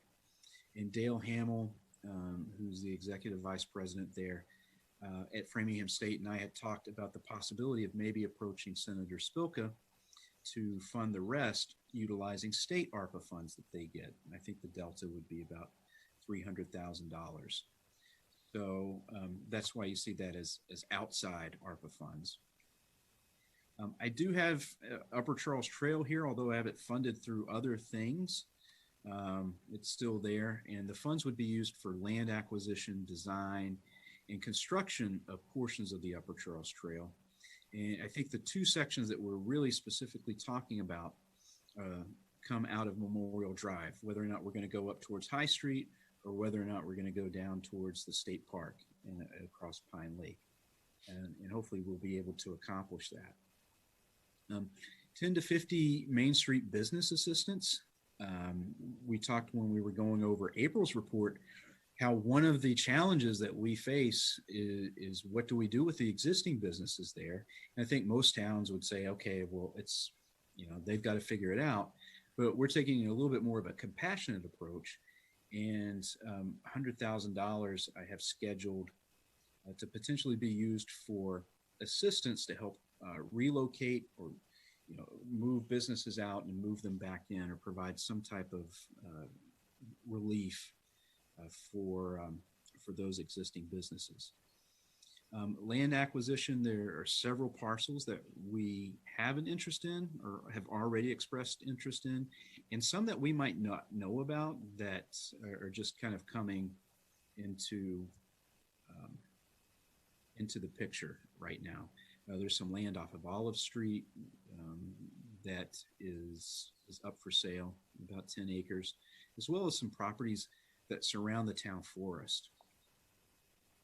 So Cadillac Paint, that's obviously a design construction of a public park. We have funds already set aside for that. 433 Chestnut Street, actually, this is a great opportunity to provide an update on that. We actually closed on that property today, so hope to see the renovation of that property happening really shortly. Sidewalks, this would be another use of ARPA funds.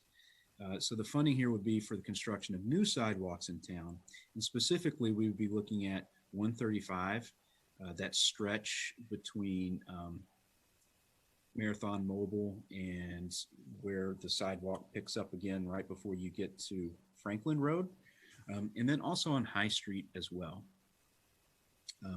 I have paving funds, supplemental paving funds in there. Again, that's not part of ARPA. The last ARPA related item I have, or item that's being funded through ARPA, is the replacement of 2 turf fields that we had constructed a while ago. These are turf fields at both the middle and the high school. These funds have to be spent by 2026. They have to be earmarked by 2024. At that point in time, we should be approaching what we anticipate was the useful life of these 2 turf fields. So it could very well be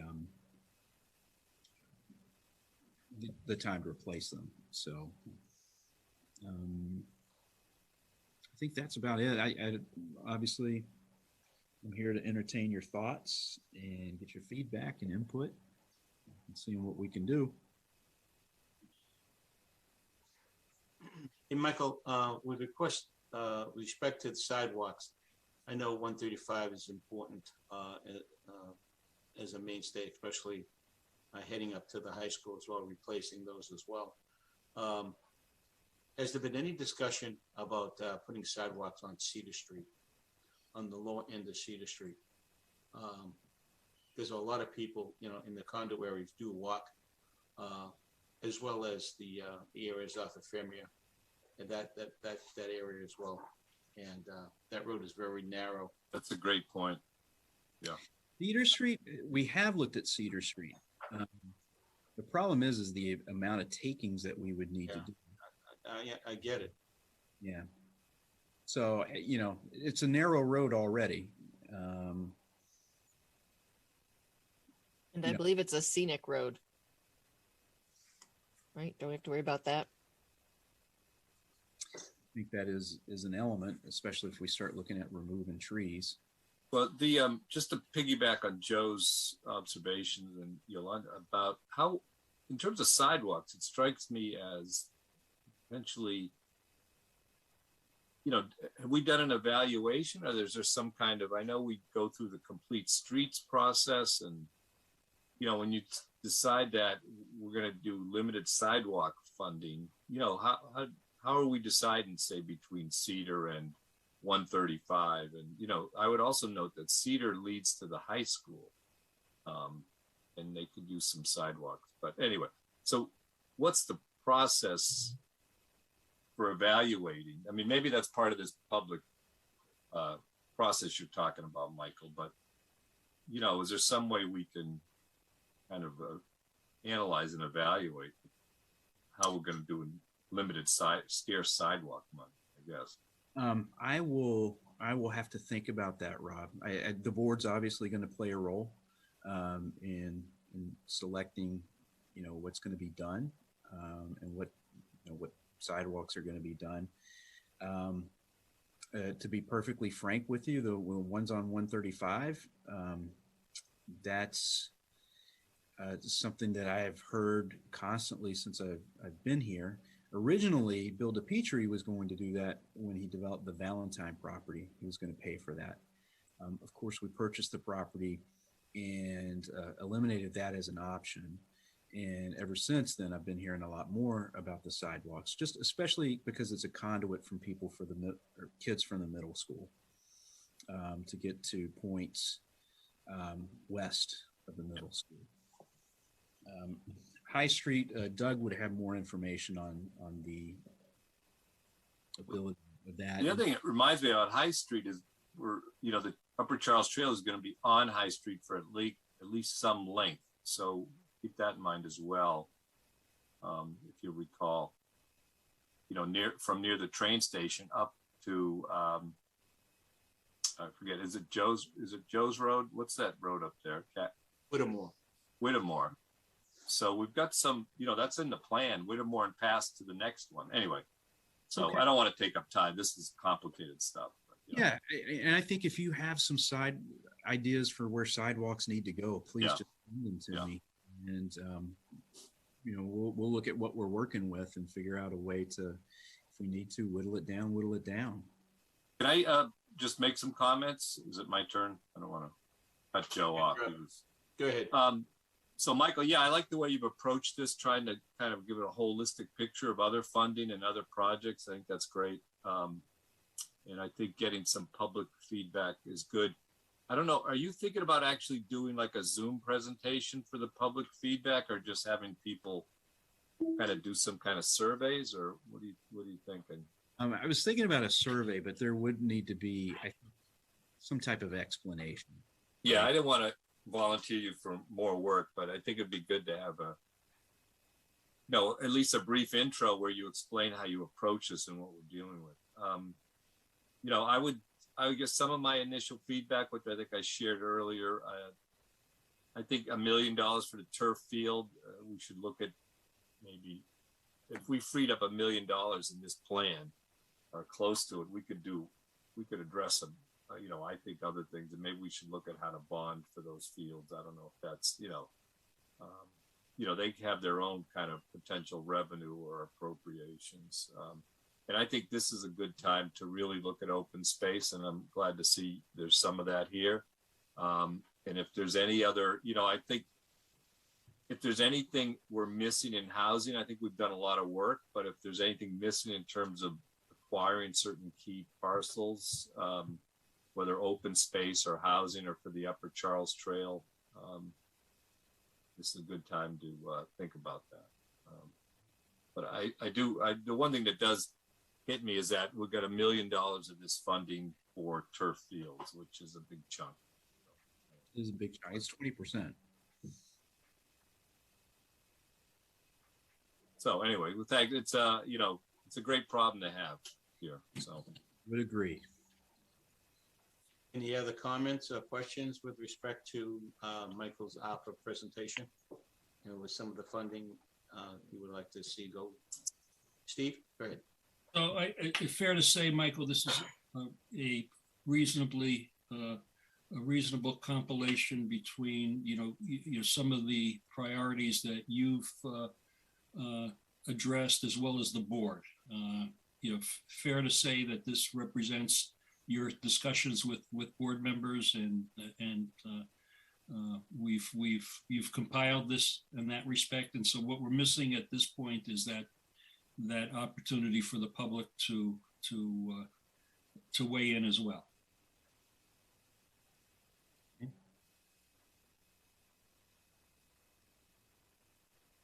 Yolanda, Brandy? So I think it's a good approach too. I think I like having the separation between the ARPA funds and the other sources as well. I think the sidewalks are going to be one of those things that is going to get a lot of public support. I think, I don't know how far 250,000 is gonna go in sidewalks. So, I think there may be, I think the ways that we can impact the most people in town, I think, should be prioritized. I like the way that we've kind of approached this. It'll be interesting to see what the public feedback is. Rob said something interesting about housing, and it just kind of triggered something in me to go back. I'd like to take another look at what we did for the housing production plan and some of our goals for affordable housing, and see maybe if there's some way that we can incorporate some of that maybe into this as well. I don't know if so it just kind of triggered something for me. And so that's why I just wanted to mention it. So, but it may be something that may be kind of like low hanging fruit that we may be able to do with some additional funding. And then other than that, I the Valentine project, I know that we've talked about it as far as trying to figure out how to best approach the Valentine project. And I think, personally, I wish that we would have been able to find a public-private partnership to be able to do the heavy lifting on this barn. but I do think that given our current situation, I think that's probably, I think we do need to address the barn and having the expert opinion that from Doug Scott to be able to say, okay, just the amount of money that CPA gave us for the foundation and the roof isn't gonna cut it. So I think making more allocations towards that is a good thing as well. So that's just my personal feedback. So thank you. Thanks.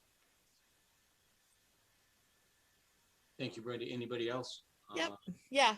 go ahead. Just so I like the approach you took, Michael. Thank you for adjusting how it sits, because I think makes more sense in regards to funding sources and how we can do things.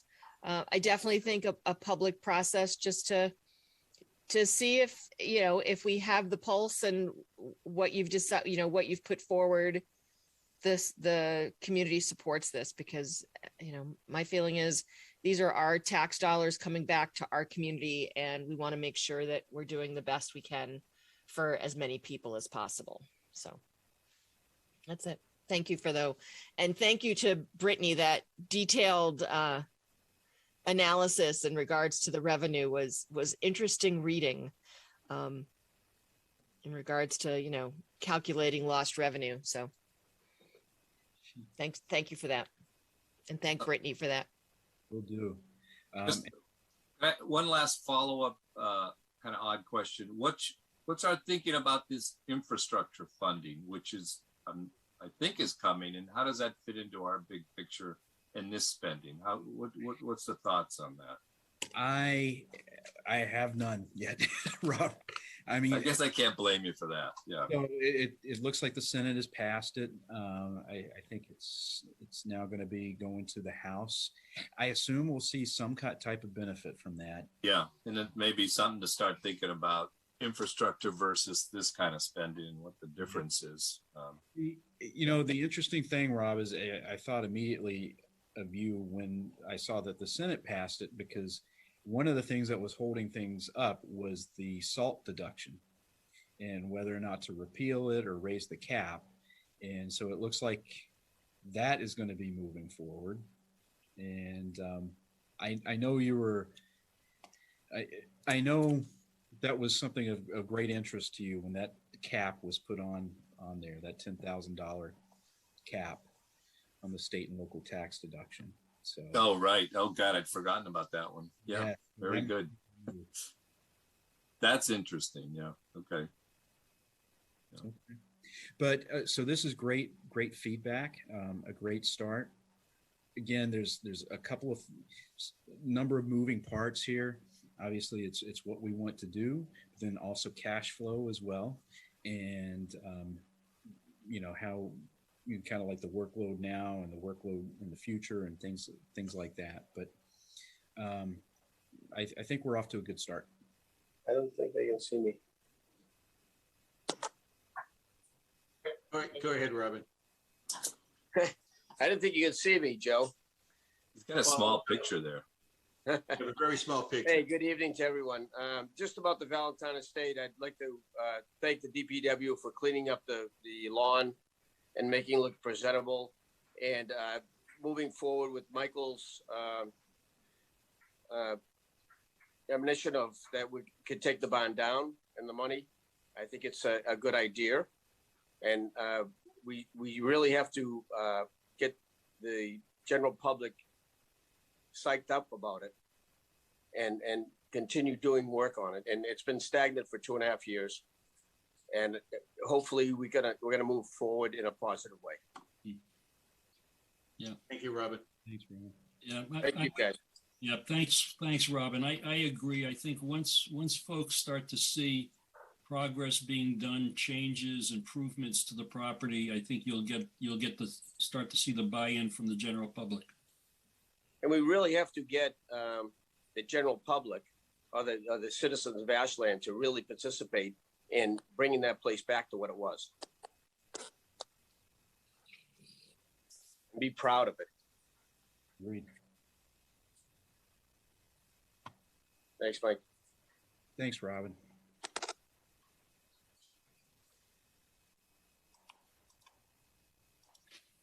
Cool. Okay. Any other comments or questions with respect to the APR project funding that Michael has presented to us? And I'm sure at some point we will, hold on a second, at some point we will have a public forum with respect to what has been proposed so that the public has the opportunity to ask questions and provide additional thoughts and comments with respect to that. And I would assume that would be coming sooner than later. Yes, I'd like to open this comment period up for several weeks. Okay. Mark, real quick, because we're running out of time. We have a 10 o'clock deadline. Hey, yeah, Mark, sorry. Been listening throughout the last couple of hours of everything. Yes, APR is for town expenses to catch up on, but I'm agreeing with Robert Scherer about the infrastructure. Combine the two, you get a whole town understanding what the spending can be. But and to the other specified projects that get money, let's not forget that it's coming. It's not tax money. It's tax money working back for the people. But in the end, in the excess and all the property tax and all that, it's got to come back in a couple of years to bite us. Thank you. Thank you, Mark. Anything else, Mike? No, that's it. That's it? No other additional town manager reports? No? No. Okay. Concerts to describe or anything? All right, cool. All right, board reports. Ms. Yolanda. Okay. So been doing a couple different things. The first is I had mentioned that I wasn't going to be at the September 1st meeting because I was supposed to be in Las Vegas. Unfortunately, because of what's going on with the Delta variant, the conference that I was going to has been completely canceled. Wow. Yeah. So I'll be here for the September 1st meeting. The next thing is last week on August 12th, the Metro West Regional Collaborative, which I've now been reappointed to, and I'm currently the chair, and I was reelected to chair back over the summer. We had a trail summit. We worked very closely with MAPC, and they have a gentleman named David Lutzenheimer, who is working on a project called the Landline. And I've talked about this project before, where they are working to connect all the trail work that is being done in the various communities. So at this trail summit, which was held at Cochituate State Park, we talked about and we got updates from each of the communities about where they are with their trails. Some very interesting news is Sherborne has now a newly elected select woman who is very interested in moving their trail project forward. So we're going to help her connect with CSX and help Framingham connect with CSX so that the portion of the Sherborne Trail and the Framingham Trail that we want to connect to from the Dyke Trail can move forward. Also, the other thing that was very exciting is there is a trail that I forget which organization is working on. But it's going to be a trail that goes from Maine down to Florida. And when they originally designed it, they were going to take it out to Worcester through the middle part of Massachusetts. With the work that Holliston and Milford and all the communities in our area are doing, that trail is now going to go through not Ashland because we're not directly on it, but it's going to come down through Framingham into Holliston, down to Milford, and then it's going to continue south. So there's a lot of interest for that. And then the work that we're doing.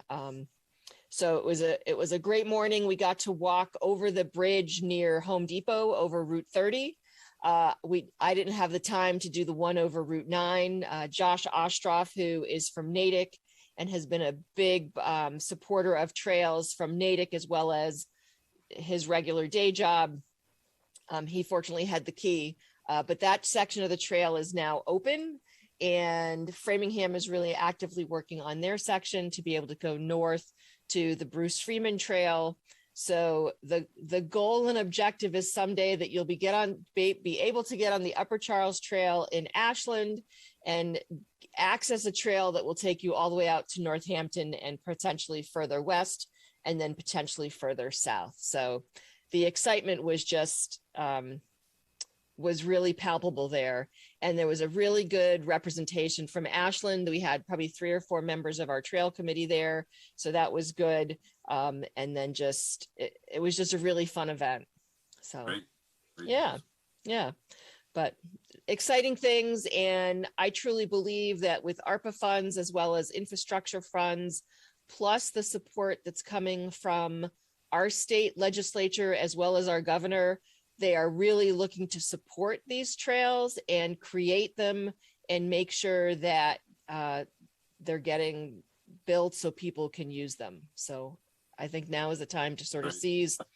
I did, of course, when you spend time with Joel, he always wants you to work on something. And, he kept saying to me, the trail should be one of your top priority lists, take out one of the other ones and put the trail there. And I said, Joel, don't you realize though, that the Upper Charles Trail is part of our rail transit discussion. It's part of our downtown discussion.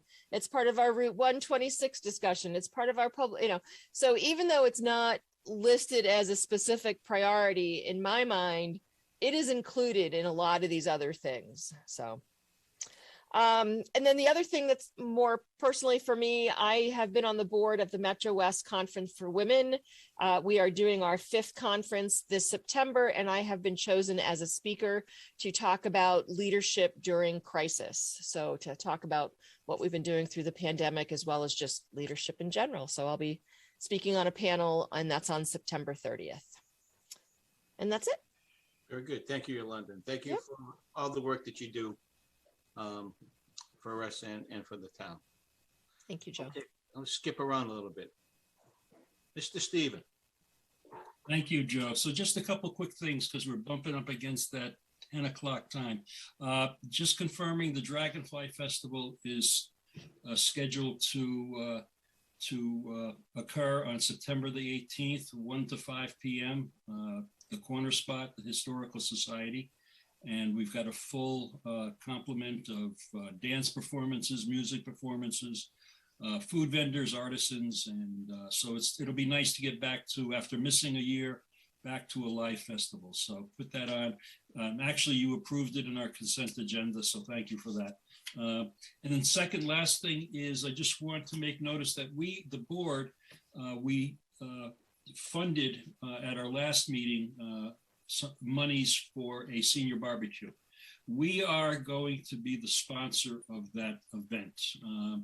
Unfortunately, the Friends of the Council on Aging couldn't coordinate or collaborate, so the select board, along with some anonymous donations, will be the supporters of this event. It's scheduled for September the 27th.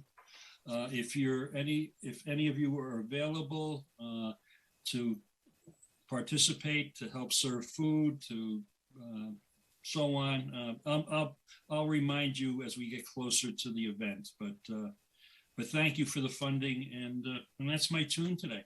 Steve, what time will that be on the 27th? It'll be a noontime lunch. It'll be at the community center, and we'll have more specifics at our September 1st meeting. Great. I need to get it on my calendar now, though. So it'll be lined up by 10:30. What's that, Joe? They'll be lined up at 10:30. They will be lined up at 10:30. It is so funny when we do our Monday lunches. They're scheduled for noon. Of course, 11:15, they're starting to walk in. All right. Ms. Brandy. Thank you. So just a couple quick things. One, we're going to be starting the housing production plan. Steering committee is going to start working with MAPC on the inclusionary zoning bylaw. That's our first meeting on that. It's going to be in the next couple weeks. I know there was talk initially that we were going to have it be on the fall town meeting agenda, the warrant. We are going to make this a very public process to be able to get some public feedback. So instead of pushing and rushing this process, we're going to plan to do this during the fall and then bring this to spring town meeting. We do, as we were talking about before, have safe harbor from 40B. So we do have some time to kind of plan this and be thoughtful on how we approach this inclusionary zoning bylaw. So more to come on that, but that's going to be something that we're going to be starting back up now that summer is kind of winding down. A couple other quick things. One, I just wanted to give a shout out to WACA and Ashley Place for a really great movie night at the Corner Spot on Friday night. Raiders of the Lost Ark. It was a huge screen. They did a great job. It was a really, really hot and sticky night. So I think that they're going to try to do something else in the fall as well. But it was a great event. Ashley did a great job, and WACA, you know, it was a fun event, and I know that they are going to be doing more of those in the future as well. I even put in a request for a movie for the next one. So, and the other thing I just wanted to say is I'm holding office hours this Saturday over at the Corner Spot, 9 to 10. Come down and chat with me. You're frozen. Oh, now you freeze.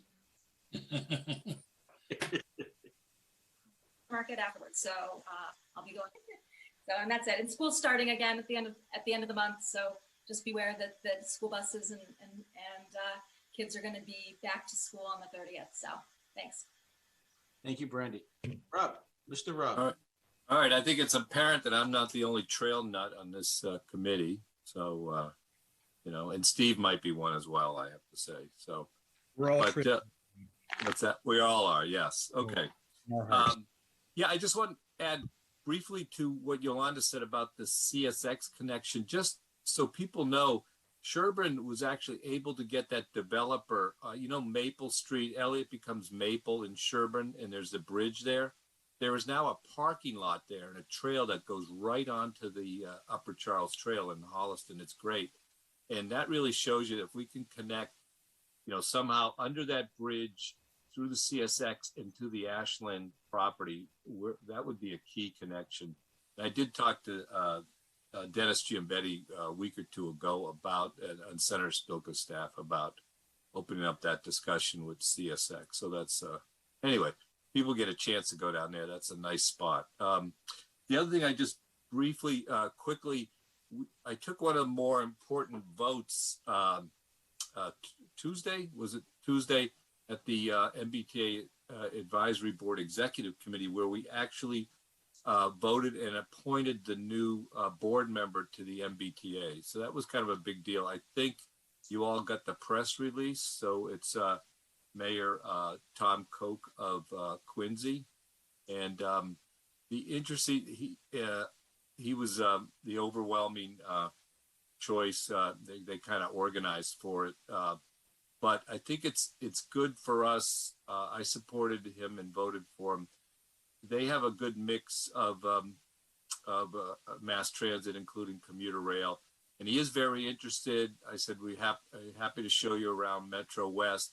And he said, I'd be happy to come out there. I don't know where it is, but I'd love to come out there. So, I think that'd be great to have an actual board member out here. So, and I did, you know, I wanted to, you know, I have to confess, I wanted to kind of get the boards, talk to the board about this, but this all happened very quickly last week.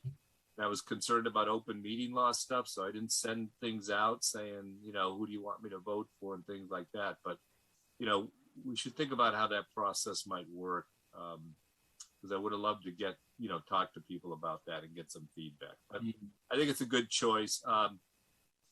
The city of Boston was a little put out and may actually challenge the process, I think. So they kind of lost out on that. But anyway, that's my that's my update on that. But I think it's good. We have kind of a direct voice on the MBTA board. I think that'll be helpful. He is concerned. He is aware and concerned about the status, the condition of the station on this line. So we are, and is a supporter of commuter rail and the community. So that's good. All right, thank you. All set, Rob? Yeah. Cool. All right, very good. Thank you. Several quick things. This Sunday at 1 o'clock, I will be at the VFW for an Eagle Scout ceremony. Two brothers, Javier and Owen O'Brien, will receive their Eagle Scout certificates, and it's quite the honor to represent this board at this occasion. And Tuesday concerts, last one is this Tuesday at 6:30. Tyrannosaurus Rex jazz band, which is Chip Walsh's band, will be entertaining us at the gazebo, and that is also the awareness night for the Peterson family. So hopefully we can get a large gathering there for that as well. Daily corn sales up at Lucky Farms to help generate funds for eight-day event programs such as the Halloween and holiday lighting events. Every day we get fresh corn up there, so please help out and support us. Snack Shack is open from 11 to 1, Monday through Friday. And I'll be attending the Affordable Housing Trust meeting tomorrow from 3 to 5. And I think that just about wraps it up. Joe, I want to thank you. I don't know if anyone else was able to go, but to the raising of the Indian flag on Sunday morning. So yeah, I saw you in the pictures, so I appreciate you going. Good for mentioning that. I kind of, we should have talked about that. And I had it that was down here. nice. It's 10:02, so I didn't really. So if you allow me to extend at least another minute on that. Yeah, let's do that. We did have several members attend, and I apologize for not recognizing them being in the crowd. But that was well attended. Good, I would say about 75 people altogether showed up for that event. Nice. And it was a very nice event, very warming event, and community oriented. And I was happy to be there for that. So good. Same here. And you really had you really articulated very, your talk I thought was really very heartfelt and very appropriate. And I think the Indian community appreciated it. So thank you. I agree. My pleasure. Thank you guys. Thank you all for being there. And thanks for going to the Eagle Scouts this coming Sunday. You're more than welcome to join. I mean, it's just not me. If you 1 o'clock, more than happy to have you. I'll entertain a motion to adjourn. So moved. Have a second. Okay, voice vote, please. Greaves, aye. Here, aye. Insman, aye. Mitchell already said aye. Magnani, aye. Thank you and good night. And thanks, everybody. And, see you at our next meeting. Very good. Thank you. Thank you. Thank you, everyone. Good night. Good night.